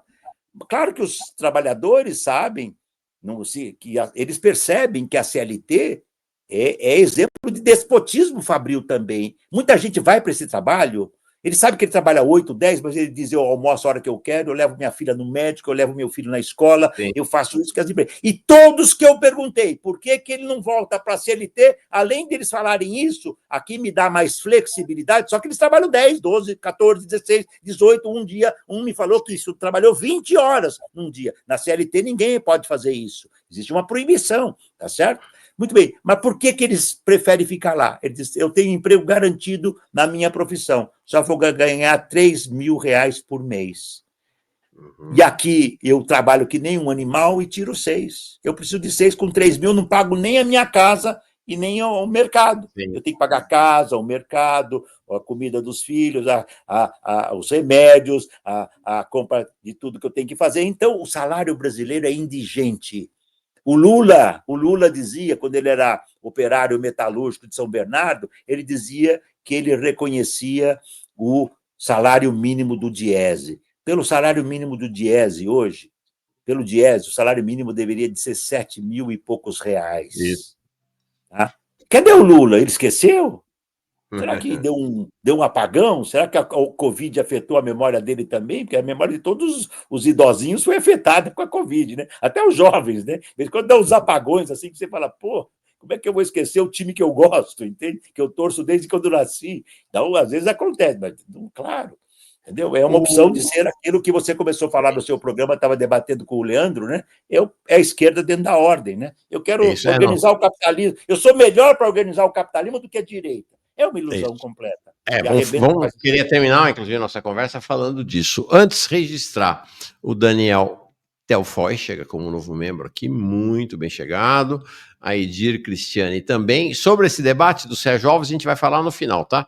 Me desculpem, o Lula já está bem grandinho para entender o cenário atual e as consequências dos seus atos. Então, tem uma questão que eu queria colocar, e aí trago uma pergunta do Caê Cavalcante, que é assim: nós estamos falando desses caras, Musk, enfim, dessa turma das plataformas. Eles não são cientistas. Eles não têm amor à ciência, ao desenvolvimento tecnológico. Eles têm amor ao dinheiro. Isto. Então, eles não fazem o que fazem porque eles têm interesse em desenvolver a ciência e desenvolver a tecnologia. Eles fazem o que fazem porque a ciência e a tecnologia permitem uma maximização sem precedente dos seus lucros. Acho que é basicamente isto. E um dos elementos cruciais disso é o que você está falando, que é essa possibilidade que a plataformização trouxe da Uber, por exemplo, ter 8 milhões de trabalhadores no mundo para os quais ela não paga um tostão, que não são empregados dela, que não paga dinheiro nenhum. E aí o Caê, então, pergunta, Antunes, esse capitalismo é uma escravidão fantasiada? Olha, no meu livro O Privilégio da Servidão, que é de 2018, eu disse assim, depois de fazer essa análise que eu reproduzi mais ou menos aqui, eu digo, nós entramos numa era de escravidão digital. Então, é uma escravidão fantasiada, porque ela é digitalizada. Eu sei, nós sabemos, Mauro, nós sabemos o vilipêndio e a brutalidade da escravização colonial. Naquela escravização, as negras, os negros, os pretos, as pretas, eram subtraídos dos seus países, dos seus estados, do seu continente, a África, eram trazidos em navio negreiro, muitos deles morriam na viagem, quando tinha uma epidemia nos navios, eles eram jogados ao mar, chegavam aqui, eram vendidos como se vendem bois ou animais. Esta brutalidade é diferente. Nós não estamos aqui comparando com a escravidão colonial, que é o vilipêndio que marca até hoje a história da nossa burguesia. Ela acha que ela está fazendo um favor se ela explora o trabalhador 24 horas por dia, 24 horas, porque diz, eu ainda estou pagando para ele, burla tudo, e acha que está fazendo um favor, esquecendo, entre aspas, porque ele não esquece, que a sua riqueza é esse trabalhador que está dando. Mas o mundo atual, veja, nós tínhamos uma coisa mais ou menos consagrada no mundo do capitalismo, né? Como tendência média, ainda que jornada de 8 horas. Mais que isso, adoecimento, morte, vilipêndio, foi para o espaço, acabou. Não tem mais jornada de 8 horas para ninguém. Você não tem jornada de 8 horas, eu não tenho. A gente trabalha que nem louco, porque a gente está fora. Esse mundo digital nós vamos trabalhar o dia inteiro. Às vezes acorda de madrugada e vem aqui, pô, tem que fazer uma coisa agora. Vem, liga o computador, é infernal. Então, é uma espécie, o colega tem razão, sim, é uma espécie de, como é que ele falou? Escravidão saiu aqui da tela, mas escravidão fantasiada pela digitalização, tá certo? E pela aparência de autonomia. Estou de pleno acordo, Cavalcanti, te convido aí, se puder, consultar o Adeus ao Trabalho, onde tratamos disso, tá bom? Legal. Mestre, deixa eu te trazer ainda uma questão antes de entrar no tema do governo atual. Você vai falar no capítulo 6º do livro... Posso fazer uma coisa, Mauro? Sem te interromper? Eu estou vendo que acho que o próprio Cauê fala, existe um tecnofeudalismo no mundo atual. Que é uma expressão da moda atualmente, inclusive, né? Isso faz um erro eurocêntrico. Coitado, os eurocêntricos gostam de errar, eles acham que estão criando novo. É pena que eu não vou achar aqui, mas tem um livro que foi publicado no Brasil há muitos anos que diz assim, o que faz o inglês, o que faz o francês e o que faz o alemão, é genial. O francês tem que inventar alguma novidade para dizer que está fazendo alguma coisa diferente que não vale nada. Muitos franceses entraram na tese do fim do trabalho. Atenção, eu publiquei no Brasil Alain Bir, francês, que tem um livro espetacular, Da Grande Noite Alternativa, o Movimento Operário Europeu em Crise. É um livro espetacular, onde ele mostra quem é o proletariado na Europa. Publiquei esse livro, dialogo todas as minhas obras, dialogo com os livros dele, que são... Então, eurocêntrico é aquele cara, para ficar bem claro, que acha que a Europa é o mundo todo. Sabe, o Marx tem uma frase muito especial: a Europa é um pequeno canto do mundo. E eu até diria, adicionando ao Marx, a Europa é um pequeno e belo canto do mundo, mas é o canto do mundo. A Europa não é o mundo. É hora de entender que a Europa é um canto do mundo. Mais uma coisa genial do Marx, né? Aí ele está dizendo, tem que olhar o mundo inteiro. E o mundo inteiro tem a Europa, o cantinho ocidental. Tem o cantão grandão continental, a Europa oriental. Tem a Ásia imensa, tem a África e tem as Américas. Esse é o mundo. E mais Antártida, etc. Esse é o mundo. Tá?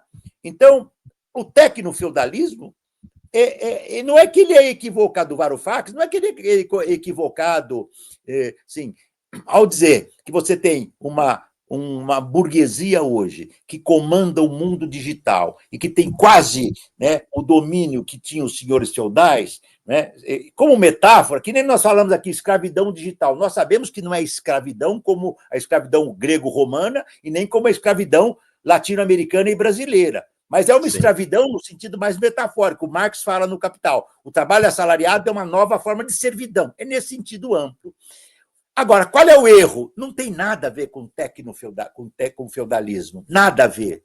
Esse é o conceito. Porque o feudalismo é um modo de produção onde a mercadoria, o lucro e a mais-valia não estão presentes. Se eu dou o nome do boi e digo que ele é um gato digital só porque gato é um nome bonitinho, eu não estou acertando, eu estou errando, é mais um equívoco. Não é tecnofeudalismo. Você pode falar em capitalismo, disso, daquilo outro, tudo bem, aí nós abrimos um debate. Porque se a gente começa a chamar de outro, se a gente começa a chamar o demônio de outro nome, fica mais confuso. É mais um erro. Como errou todos, o André Gortz, Tony Negri dizia que não tem mais operários. Precisei ir lá em Veneza, onde ele dava aula, ele já estava morando na França, eu respeito, ele foi exilado na França, assinamos baixo assinado. Foi preciso um indígena e latino-americano ir lá na Universidade de Veneza e falar, que negócio vocês não tem mais operário? Ele ficou louco. Que mundo? O mundo hoje é só imaterialidade. Não tem coisa mais grotesca. A nuvem, Mauro, a nuvem, onde estão os satélites, onde está a leitura toda, digamos, desse mundo informacional. Para começar, você tem que extrair minério para fazer os fios, cabos, pontes, rios, barcos e tal, aviões para levar. Quer dizer, que negócio de mundo é imaterial? Outra coisa é dizer que a imaterialidade se tornou mercadoria, a informação é mercadoria. Isso é uma coisa muito importante, percebeu? É aí que o marxismo tem que ser, o marxismo vivo é mais original. Tem um certo intelectualidade europeia pós-marxista que acha que descobriu o mundo. E o máximo que ele consegue pensar, tá certo? E é uma novidade que como é que você dizia no passado, você que é de uma geração parecida com a minha, como é que a gente dizia no jornal do dia seguinte? Não dá nem, só dá para embrulhar peixe. Só dá para embrulhar peixe, é isso aí. Só para embrulhar peixe. O Habermas, quando saiu o livro dele, Teoria da Ação Comunicativa, se eu bem me lembro, foi lançado em 7 países simultaneamente como a obra máxima, o anticapital dos nossos dias. Ninguém mais cita esta obra. Ela acabou. E o meu modesto privilégio da servidão, adeus ao trabalho, né? Poxa, 20 anos depois de ser publicado nos Estados Unidos, na Holanda, na Inglaterra, na Itália, tá certo? Em Portugal, para não falar da América Latina, que é diferente, nós estamos falando aqui com os nossos amigos latino-americanos, nossos irmãos, os hermanos latino-americanos, entende? Por quê? Porque o trabalho ele tem que ter... Daqui a 10 anos ninguém mais está falando em tecnofeudalismo, porque isso não tem nada a ver com feudalismo. O erro é conceitual. Entendeu? É conceitual. Na literatura, você pode se prestar a metáforas várias, mas o estudo intelectual, eu mesmo procuro ter alguns momentos literários, né? Mas eu sei que eu não faço literatura, estou fazendo pesquisa. Sim. Então, quando eu digo lá, o capitalismo de plataforma, tem algo em comum com a protoforma do capitalismo, que está no apêndice 3 aqui. Eu vou explicar. Tem uma coisa literária que é para provocar, capitalismo de plataforma. Eu nem concordo com o conceito de capitalismo de plataforma, mas a descrição é boa. O que é? Que eu falo, capitalismo de plataforma. O cara vai falar, é a Uber, é a Amazon Mechanical Turk, é a Airbnb, é o Google, é o Facebook, é isso tudo. É isso. E a protoforma do capitalismo também é uma expressão que não é simples, protoforma do capitalismo, a forma primitiva do capitalismo, a forma primeira. Então, tem a coisa literária. É um grande equívoco, então fica a minha sugestão. Esquece isso e vamos aprofundar os intelectuais que estão avançando. Tem o François Chenet, marxista francês, que nos ensinou tanto sobre o capitalismo, infelizmente já morto, Estiva Mesaros, marxista de origem húngara e radicado por décadas na Inglaterra, tá certo? Tem o David Harvey publicando muita coisa, tem muita gente escrevendo muita coisa, tem a literatura brasileira, o movimento feminista, o movimento negro, o movimento marxista, né? Feminista e negro, tem muita coisa que a gente pode recuperar. Deixa, isso aqui vira bobagem. Daqui 5 anos ninguém mais está falando porque técnico feudalismo, quando o capitalismo está nos levando ao fim da história. O feudalismo era um regime horroroso, mas ele não levou à extinção da humanidade. É mais um erro. O capitalismo pode nos levar, sim, à extinção da humanidade. Eu arriscaria dizer que eu não sou capaz de imaginar a vida daqui a 30 anos, como é que ela vai ser. Se tivermos uma guerra mundial, não teremos mais idade. Para não falar de enchentes, queimadas, tempestades, tá certo? O capitalismo pandêmico. Por exemplo, eu criei um livrinho lá, Mauro, Capitalismo Pandêmico, não é que é um novo capitalismo, era uma provocação. A pandemia é típica, é a expressão mais acabada de um sistema que é virótico. É isso, é o vírus se esparramou. Mas não é que o capitalismo agora é pandêmico, é uma provocação. Se eu entender esse tecnofeudalismo como uma provocação, passa, mas ele vai virar pó. Daqui a um pouco sai. Se for um conceito novo, é perda de tempo seguir nessa linha. Lê-lo para criticá-lo, aí sim. Lê-lo para criticá-lo. Mestre Ricardo, primeiro um comentário do Marcos aqui, uma informação. O professor Ricardo Antunes é leitura obrigatória no Prof. EPT, mestrado que faço. Turma 8 do IFTM, não sei onde é, IFTM, acompanhando o Manhã Brasil aqui. Legal. Obrigado, um abraço para o Marcos, obrigado. Fico muito contente. Nossas batalhas continuam. Um comentário do Ramalho, mas a partir de uma questão, vou até pular a questão anterior que ia fazer, que é a seguinte, você tem, eu acho que tem, bom, tem que ler o livro inteiro. Esse livro aqui é interessante, esse capítulo, que é o capítulo 5. Do neoliberalismo de Thatcher à terceira via de Tony Blair. E acho que é muito interessante porque isso aqui, eu falo... os nossos amigos evangélicos falam, você profetizou, você está profetizando. Aqui você profetizou, acho que é um pouco do que nós estamos vivendo hoje aqui no Brasil, que é esse caminho do neoliberalismo estruturado, né, da direita tradicional, para a chamada terceira via, do Partido Trabalhista Britânico, do Blair, do Lula, do PT no Brasil, né, que é... como você vai dizer, o partido da ordem. Então, queria um olhar teu para este momento do Brasil, e o Ramalho diz assim, professor, existe burguesia nacional para desenvolver o país? A saída dentro do capitalismo periférico que o Brasil está submetido na divisão do trabalho?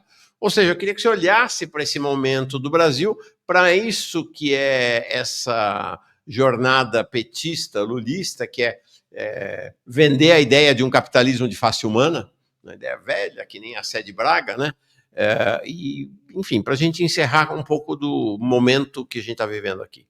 Perfeito. Por sinal, terça-feira, vem aqui, você que me deu o contato dele, eu conhecia já de fama, o desembargador, mestre, uma referência no direito do trabalho. Se você é a grande referência em sociologia do trabalho, ele é a referência em direito do trabalho, Jorge Souto Maior, para falar dessa tentativa do Gilmar Mendes do STF para liquidar de vez a CLT e transformar as relações de trabalho em relações comerciais abertamente, né? Sem qualquer véu. Ótimo, vai ser muito bom, tenho certeza. Já deixo, depois, se você puder, transmita a ele, ao Jorge, o meu abraço, tá bom? Olha, eu vou tentar ser bem breve.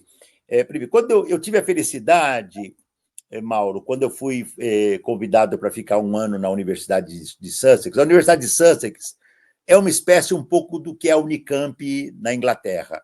Nasceu, das mais recentes, e nasceu para não ser uma universidade tradicional como as outras, ainda que de alta qualidade. Então, ela nasceu, isso é do passado, ela nasceu como universidade progressista. Entre a sua lista de professores na área de teoria social, ela não tinha departamento de filosofia, sociologia, teoria social, ela tinha autores como Tom Botomori, Stephen Meszaros e tantos outros, né? Esses eram os professores iminentes lá. E foi para lá que eu fui trabalhar. Quando eu cheguei lá, 1997, em março, tinha acabado de ganhar as eleições o Tony Blair. Eu estou falando Tory porque os ingleses diziam o Tony Blair, Anthony Blair, Tony Blair, é um Tory. Tory é o nome do partido neoliberal inglês. Então, a esquerda inglesa dizia o Tony Blair, em verdade, é um Tory Blair, é neoliberal. Só que o Tony Blair era muito esperto, ele percebeu que o New Labour, que o velho Labour Party, o velho Partido Trabalhista, tinha que se neoliberalizar, mas ninguém entrega a rapadura. Então, ele ouviu lá alguns intelectuais, como o David Miliband e outros, depois eu vou lembrar, tem um outro muito conhecido que agora me fugiu o nome, o David Miliband é o filho do Ralph Miliband, todos sociólogos, ex-marxistas, e tudo tinha devastado e virado de direita, neoliberal. E criaram a ideia do social-liberalismo, que é o seguinte, eu vou ter um certo olhar social, mas eu vou ter uma política econômica neoliberal. É mentira, porque a política econômica neoliberal só tem um olhar social, devastá-lo. Foi o que eles fizeram. As primeiras medidas do Tony Blair acabou com direitos das mães solteiras. Eu peguei tudo isso ali. E eu tive a felicidade, eu cheguei lá, o pau estava comendo. A tal ponto que eu passei o meu artigo, esse capítulo do livro, eu passei esse capítulo para alguns colegas ingleses, eles adoraram, porque estava começando, não tinha isso 10 anos antes, estava nascendo ali. E o que eu disse? O social-liberalismo é a corrente marginal do neoliberalismo. Ou seja, é que nem na Avenida Marginal aí em São Paulo. Tem a pista central e a pista paralela. Só que aquela pista paralela cresceu hoje, porque hoje eles não falam mais em social-liberalismo, eles já falam que tem neoliberalismo, que é um equívoco, tem gente que fala em neoliberalismo progressista, eu considero uma aberração completa, tá certo? Claro que tem variantes diferenciadas do neoliberalismo, porque inclusive tem um neoliberalismo que é fascista, quando no passado o neoliberalismo, né, ele não tinha similitudes com o fascismo, era devastador, mas não era nacionalista. Hoje você consegue combinar um pouco de tudo. O Milei é neoliberal e é fascista. Tá certo? Claramente tem todos esses atributos e muitos outros piores ainda. Então, o social-liberalismo é a forma abrandada neoliberal. Eu não me assumo como neoliberal, mas eu o pratico. O governo Lula, o Leandro falou bem aí no passado, na entrevista anterior à minha, né? Eu não tenho dúvida em quem eu votei, todo mundo sabe, tornei público e fiz campanha. Eu já vivi num fascismo. Do tempo que você falou, entre 76 e 80, eu militei no mesmo partido que você no passado, o primeiro. Né? O velho partido. A gente sabia que tinha que tomar cuidado, porque ditadura é ditadura. Você cometeu lá deu uma cochilada em 75, houve o massacre do PCdoB, do alto comando do PCdoB na Lapa, acho que foi 75, 74, todos os dirigentes do Partido Comunista. 76, dezembro de 76, né? O massacre da Lapa. 75, Herzog, Manuel Fiel Filho, isso, né? Isso, eu não lembrava. 76? Não, acho que foi um pouco antes, não foi? Mas não importa, todo mundo assim, talvez você tenha razão, que eu estou lembrando de memória aqui. Mas então, a lista da ditadura é o seguinte, né? Se o Bolsonaro tivesse ganho as eleições, nós não estaríamos fazendo esse programa. É simples assim, mal. Se o Bolsonaro tivesse ganho as eleições, não estaríamos fazendo esse programa. Então, lutamos. Só que o Lula, veja bem, o arcabouço fiscal, que eu chamo de calabouço fiscal, é uma aberração. O orçamento brasileiro, 100%. É mais da metade do orçamento brasileiro. Eu não sou especialista nesse tema, mas acompanho. A Fatorelli já deve ter feito entrevistas para você, tem um trabalho esplêndido sobre isso, e os economistas políticos críticos também. Uma parte grande do orçamento brasileiro é para pagar a dívida interna junto aos bancos. É por isso que o Banco Central é autônomo, para impedir que você faça com que uma parte pequena pague os juros da dívida e você bote 80%, 90% para a população. O governo Lula, então, aceitou, para poder conviver com um parlamento pantanoso e de direita, esse parlamento grotesco, que está caçando um deputado com um pretexto falso, toda a população sabe que é mentira. Não é porque o Falto deu um pé na bunda do fascista lá, né, do MBL, que ele está sendo caçado, porque porrada tem entre os parlamentares. O relator desse processo ele bateu para valer. há décadas atrás do parlamento? É porque ele denunciou as emendas secretas, tá? Chamadas emendas, vai chamar o mesmo nome das emendas parlamentares que são secretas. Ou seja, é um filão magistral de corrupção. O dinheiro sai aos milhões, é muito dinheiro. E o Lula aceitou, porque ele provavelmente ele fez uma opção no governo dele. Ao invés de ele confrontar o parlamento, ele conciliou com o parlamento e não esperava nada diferente do Lula. Quando pergunto, mas você não acha que o governo Lula está muito ruim? Está como eu imaginava que fosse estar.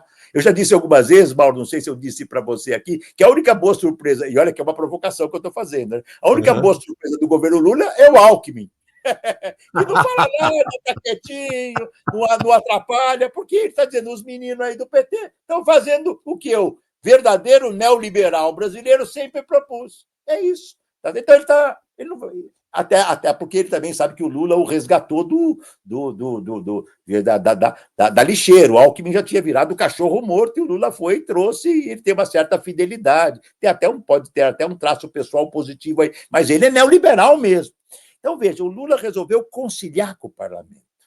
E o parlamento brasileiro tem uma excrescência que os especialistas... Eu não sou especialista em sociologia política, em vida parlamentar e tal, eu sou um leitor disto, né? Eu vivi um ano na Inglaterra, vi como funciona o parlamento inglês. Nem na Inglaterra eu acho que o parlamento tem tanto controle como tem. Lá é parlamentarista o sistema. Lá é o primeiro-ministro escolhido pelo parlamento. Aqui nós temos, o Brasil sempre foi presidencialista. A população recusou o plebiscito, lembra do plebiscito dos anos 60, né? Goulart é presidente ou é o parlamento que deve mandar? A população votou, acho que foi 3-1, 3 para pró-presidencialismo e 1 parlamento. A população sabe que o presidente tem poderes e o parlamento é pantanoso. O parlamento legitimou o golpe de 64, o parlamento sempre legitima. Eu não sou contra a existência de parlamento, mas eu tenho que ser crítico. Raros momentos o parlamento chegou a ser... O parlamento sempre teve figuras críticas, grupos críticos, tendências críticas, mas não é a luta parlamentar a esfera decisiva. E o Lula não chamou nenhuma manifestação de rua contra o parlamento para dizer o que é o orçamento secreto, o que é o arcabouço fiscal. Ele tinha que dizer, população, vocês fazem um plebiscito, isso no começo do seu governo. Orçamento fiscal, arcabouço fiscal significa o seguinte: 60% ou perto disso do dinheiro público vai pagar os bancos que não param de ganhar dinheiro. O outro dia eu vi eu não sei nem repetir, porque a minha capacidade de abstração é limitada. Eu vi o salário do CEO do Banco Itaú. Meu Deus, eu falei, não é possível, entende? O salário é uma coisa assim, provavelmente mais do que o PIB de vários países, é uma coisa completamente fora de sintonia. E os bancos não abrem mão. Por isso que o Banco Central é autônomo. Ele não é autônomo. O Banco Central é um gendarme puro e simples do pior capitalismo de todos, que é o financeiro. E o Lula aceitou isso. Então, ele está pagando esse preço e associa. Claro que ele não vai dizer que ele é neoliberal. Ele vai dizer que ele é aquele mito social, o governo desenvolvimentista. Por favor, uma vez brincando, eu falei, bom, o PT pode ser um governo desenvolvimentista de tipo neoliberal. Aí tá bom. Porque o Lula não rompeu, nem no primeiro governo, hein? Nem nos 2 primeiros. Nenhum dos preceitos do neoliberalismo o Lula rompeu. E nesse ele sujeitou-se. Colocou lá um ministro que está fazendo esse horror todo, o ministro da Fazenda, que se sujeitou a esses imperativos, tá certo? Que significam o quê? Eu tenho que cortar o salário mínimo, o reajuste do salário mínimo, eu tenho que cortar a BPC, eu tenho que cortar INPS não funciona. Precarizando as condições de trabalho do funcionalismo público, tudo aquilo que a direita é mais difícil fazer, a direita fazer isso do que a esquerda. Porque se veio do Lula, deve ser bom, ou é o que é possível fazer. Se vem do Bolsonaro, diz, eu não vou aceitar. O João Bernardo, não sei se você o conhece, um marxista português, autonomista, tem muita presença no Brasil, tinha muita presença há alguns anos atrás. Ele diz, ninguém melhor do que a esquerda para gerir o capitalismo, a esquerda dentro da ordem, porque ela conserta o capitalismo, aí vem a direita e devasta de novo. Então, a tragédia é esta, e continua, tá certo? Sim. Porque, veja, o Lula tem no seu ministério bolsonaristas, membros do Centrão, que, inclusive, alguns deles votaram para que a pauta da anistia, repulsiva, né? Anistia para torturador, para golpista, para quebrador, não é repulsivo, torturador, digo os que estão envolvidos, as cabeças, né? Apoiadores de torturadores e tudo mais. E esse é o social-liberalismo. E isso não é saída para o capitalismo. A segunda pergunta do colega, que eu não lembro o nome dele agora, né? Não tem saída para o capitalismo. Nós estamos isso, do Ramalho. Ramalho, a burguesia nacional hoje é quase inexistente. A burguesia nacional, eu posso ser um burguês nacional, mas eu estou completamente atado ao capitalismo mundializado e ao capital financeiro, que não são nacionais. Então, aquele mito da burguesia nacional foi derrotado em 64. Uma parte da esquerda brasileira, o PC, o Mauro sabe muito bem disso, esse foi um dos maiores erros do PC. O PC não foi capaz de ler o seu melhor intelectual naquele momento, que era o Caio Prado Júnior. O Caio Prado Júnior já dizia em 66, no livro A Revolução Brasileira, tá certo? Que não existe burguesia nacional. Isso há 51 anos, assim, quase 50 anos atrás. A burguesia nacional, ela é completamente associada com a burguesia internacional, é subordinada a ela e ambas são comandadas pelo capital financeiro. A única saída é para além do capital. Eu vou fazer um comentário aqui. Isso não significa que você não possa ter medidas, vamos chamar assim, para pensar, lembrar como Rosa Luxemburgo, de medidas de tomada de algumas reformas profundas que têm um sentido anticapitalista. Isso é, porque é evidente, para você ter uma transformação social, não vai ter a transformação social com o parlamento e eleições presidenciais do jeito que nós conhecemos. Eu estou falando aqui pela história mundial. Por que a burguesia se tornou dona do poder? Porque numa revolução violenta, ela eliminou a nobreza e o clero numa tacada, e as enforcou, as decepou nas ruas de Paris. As praças em Paris, dizia o jornal da época da Revolução Francesa, que o sangue da nobreza e dos absolutistas, dos reis, estavam jorrando nas calçadas de Paris. A burguesia fez uma revolução muito violenta. Põe violenta. Nenhuma das revoluções operárias posteriores teve a violência da Revolução Burguesa. É bom dizer isso. A burguesia que se diz dócil, mansa, quando ela quis tomar o poder, ela fez o que precisou fazer. Então, é óbvio que nós temos que pensar num processo de transição que combine, né, tá certo? Processualidades. Então, por exemplo, uma reforma agrária em profundidade, o Lula nunca fez. Isto seria importante. Isto seria importante. Uma reforma urbana em profundidade. Quantos apartamentos em São Paulo, tá certo? Ou imóveis são vazios e você tem uma população imensa morando lá. É assustador cada vez que eu vou para uma cidade, Rio, Minas, essa imensidão de gente. Essas medidas o capitalismo está impossibilitado de fazer, ou portanto, de modo categórico, Ramalho, o capitalismo na periferia não dá certo. O desafio é luxemburguista, Rosa Luxemburgo. Né? Socialismo ou barbárie? Não tem mais jeito, não tem mais jeito. Eu não estou te ouvindo, Mauro.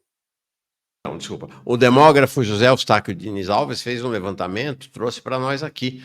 Você tem mais imóveis desocupados nos centros das cidades do que o déficit habitacional. Você tem um déficit habitacional estimado em 6 milhões de habitações e tem 8 milhões de imóveis desocupados nas cidades. É óbvio, né? Não precisa ficar dando, como o governo Lula faz, dar dinheiro para a empreiteira para construir apartamento nas periferias.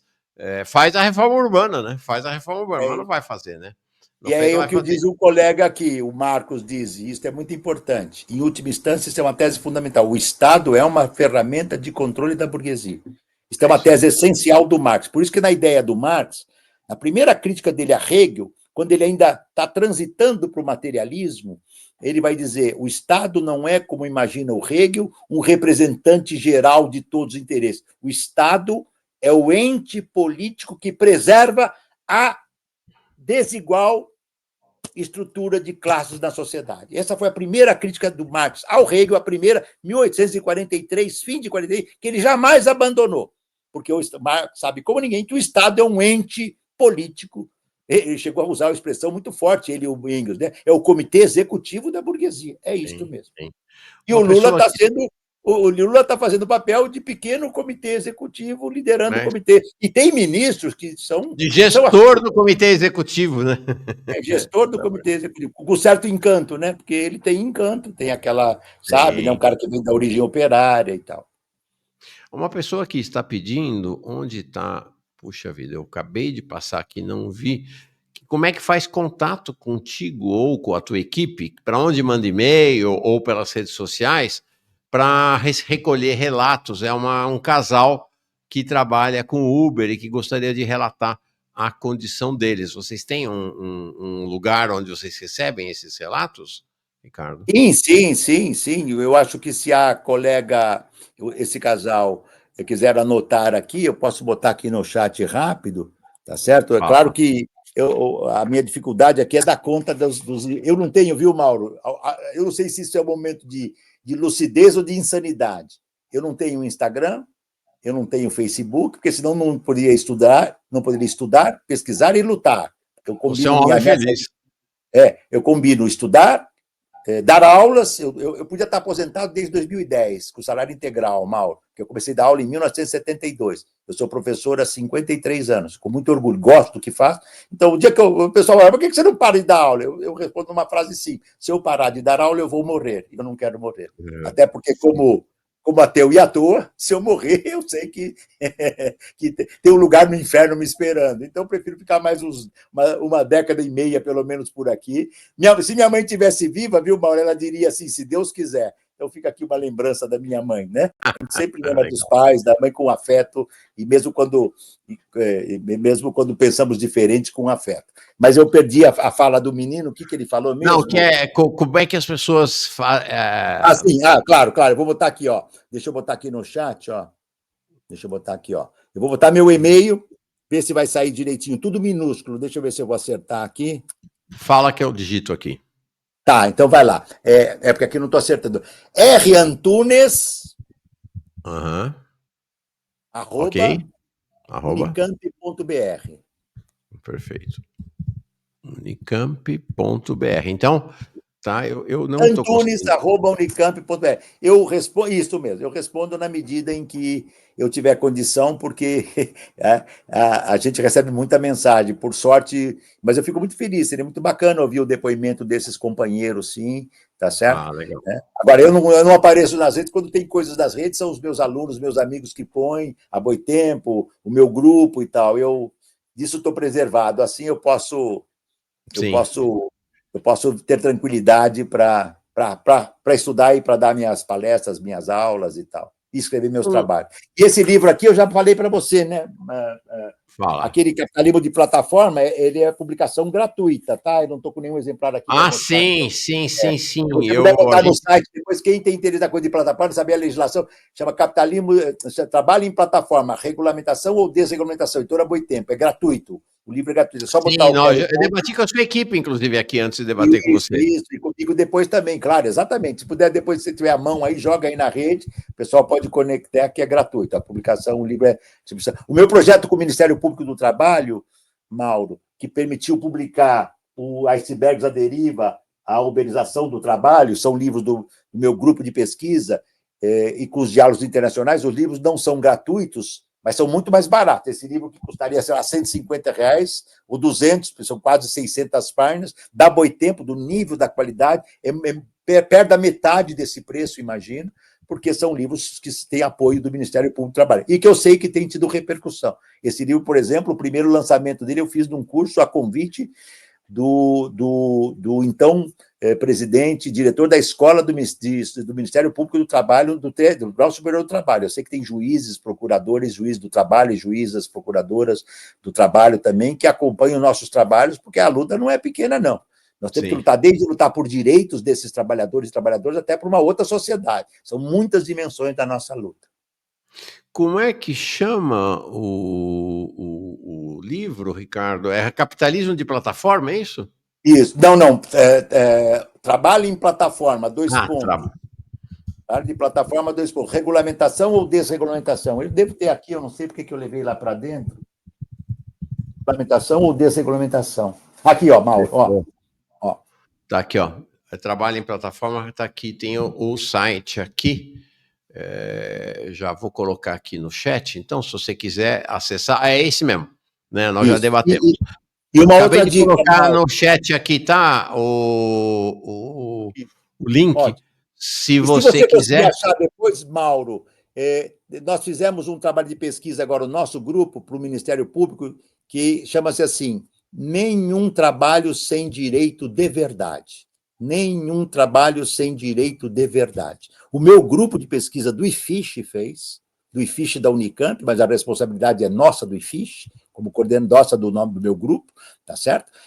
E foi apoiado, fizemos junto com um projeto, junto com o Ministério Público do Trabalho de Campinas, e hoje foi abarcado pelo Ministério Público em geral do Brasil.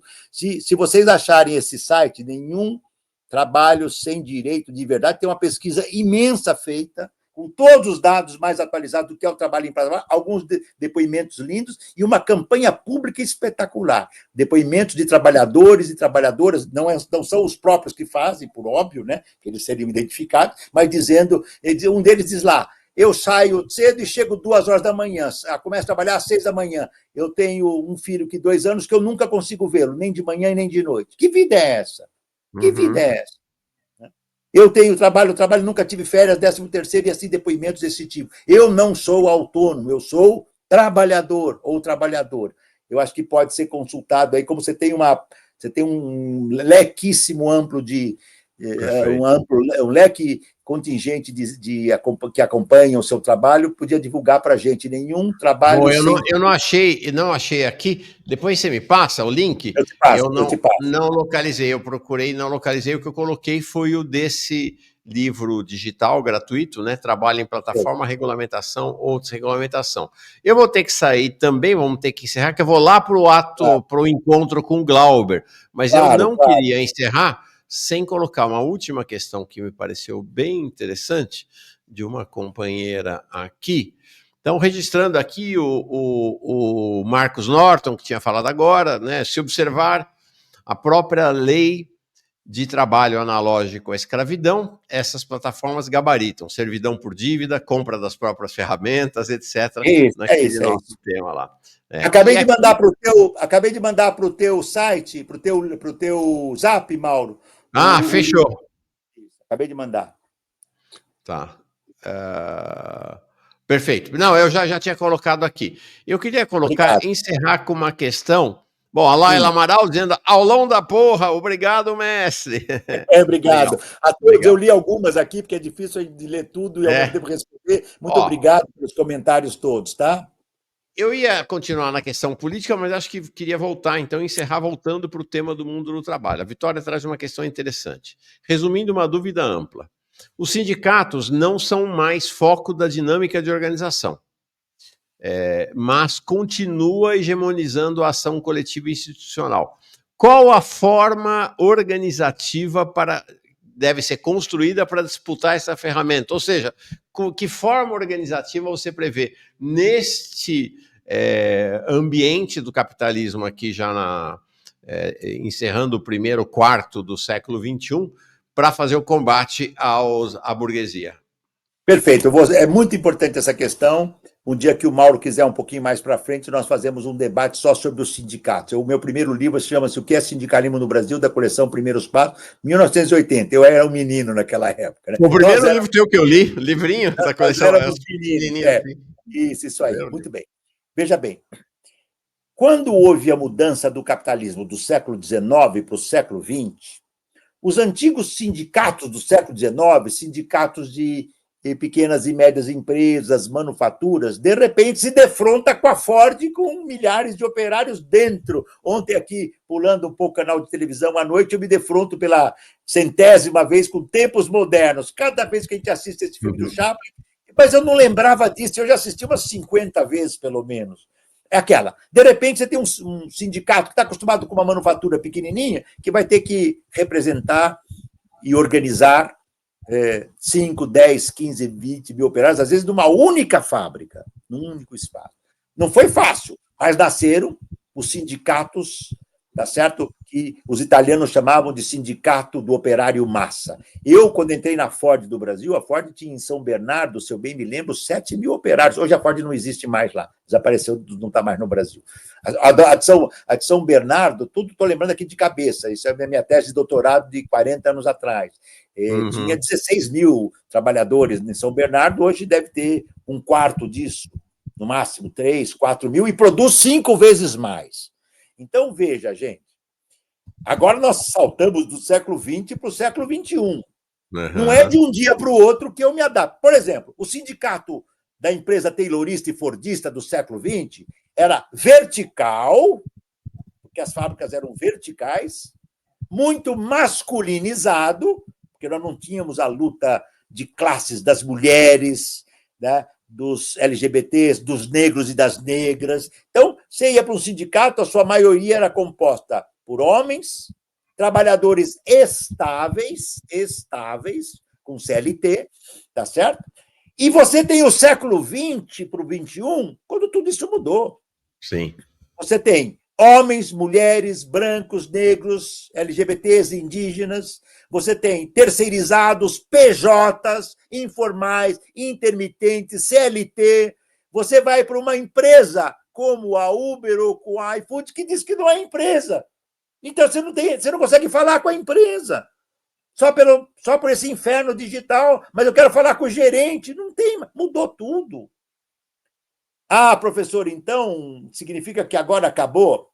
Para mim, não. Já cansei de explicar isso aqui. Dar a minha opinião, né? É uma aposta na história. O que eu digo? Assim como do século XIX para o XX foi um turbilhão, agora foi um tribilhão. É mais que tribilhão. Mas calma lá. Como é que foi a organização dos trabalhadores em plataformas agora da greve do dia 31 de março e 1º de abril? A ANEA, Aliança Nacional dos Entregadores de Aplicativo, teve um papel importante. Não existia essa entidade, tá certo? Ela nasce em 22. Tá certo?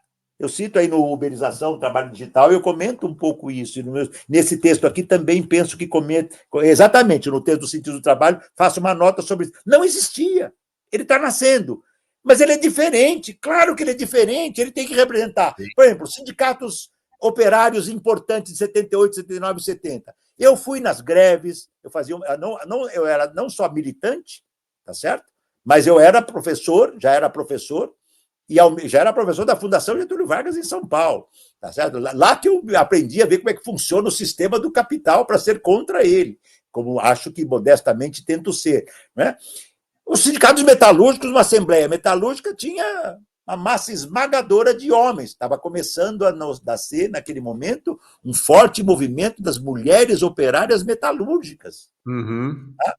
Eu lembro que tinha, nos anos 90, 2000, sindicato dos operários de call center, que explodiu no começo dos anos 2000, o trabalhador de call center. A maioria esmagadora feminina. Você ia para o sindicato, de 10, 7 eram homens. Alguma coisa de estranha, né? Quando a maioria 70% é composta por mulheres, na hora de ir para o sindicato, inverte, vira 30%. Ou seja, os sindicatos têm que se reinventar no século XXI.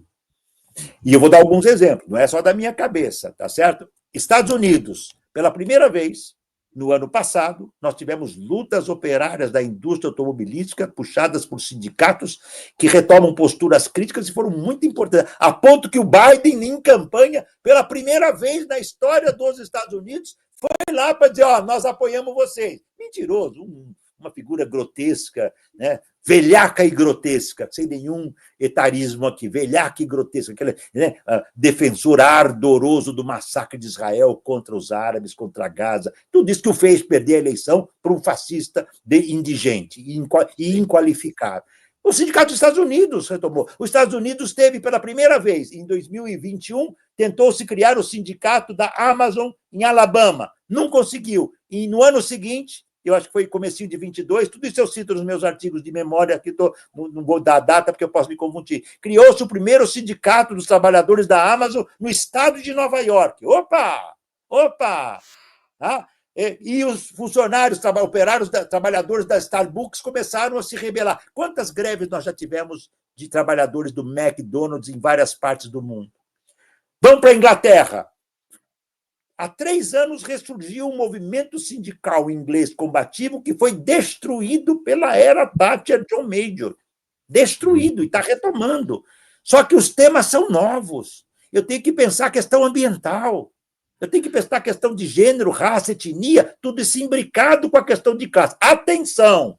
Não cometam o erro de dizer questão feminina é uma coisa, questão racial é outra, questão da ambiental é outra, e a questão da classe não conta mais. Aí estamos no terreno do universo burguês e ele está ganhando essa luta. É preciso imbricar gênero, raça, etnia, geração e classe. Porque é diferente um homem burguês de um homem branco operário. Um homem branco burguês de um homem branco operário. É diferente. Além da dimensão racial, racializada, tem a dimensão de classe. E a esquerda, como ela está cuidando da ordem desde a segunda metade do século XX, ela esqueceu a dimensão de classe. É raro você falar em... Eu não vi o Lula nunca falar em socialismo. Se falou uma outra vez, foi sem querer. Engasgou. Entende? Porque o Frei Beto, que é uma figura muito respeitável, amigo do Lula, saiu do primeiro governo Lula. Eu lembro de ter lido uma entrevista do Frei Beto em 2004, 2005, que ele disse: eu saí porque em 4 anos que eu fiquei do lado lá da sala do presidente, eu não vi nenhuma vez ninguém falar em socialismo, então eu não estou lá para fazer isso. Frei Beto, que é muito ligado ao Lula, nunca negou isso, é amigo pessoal, né?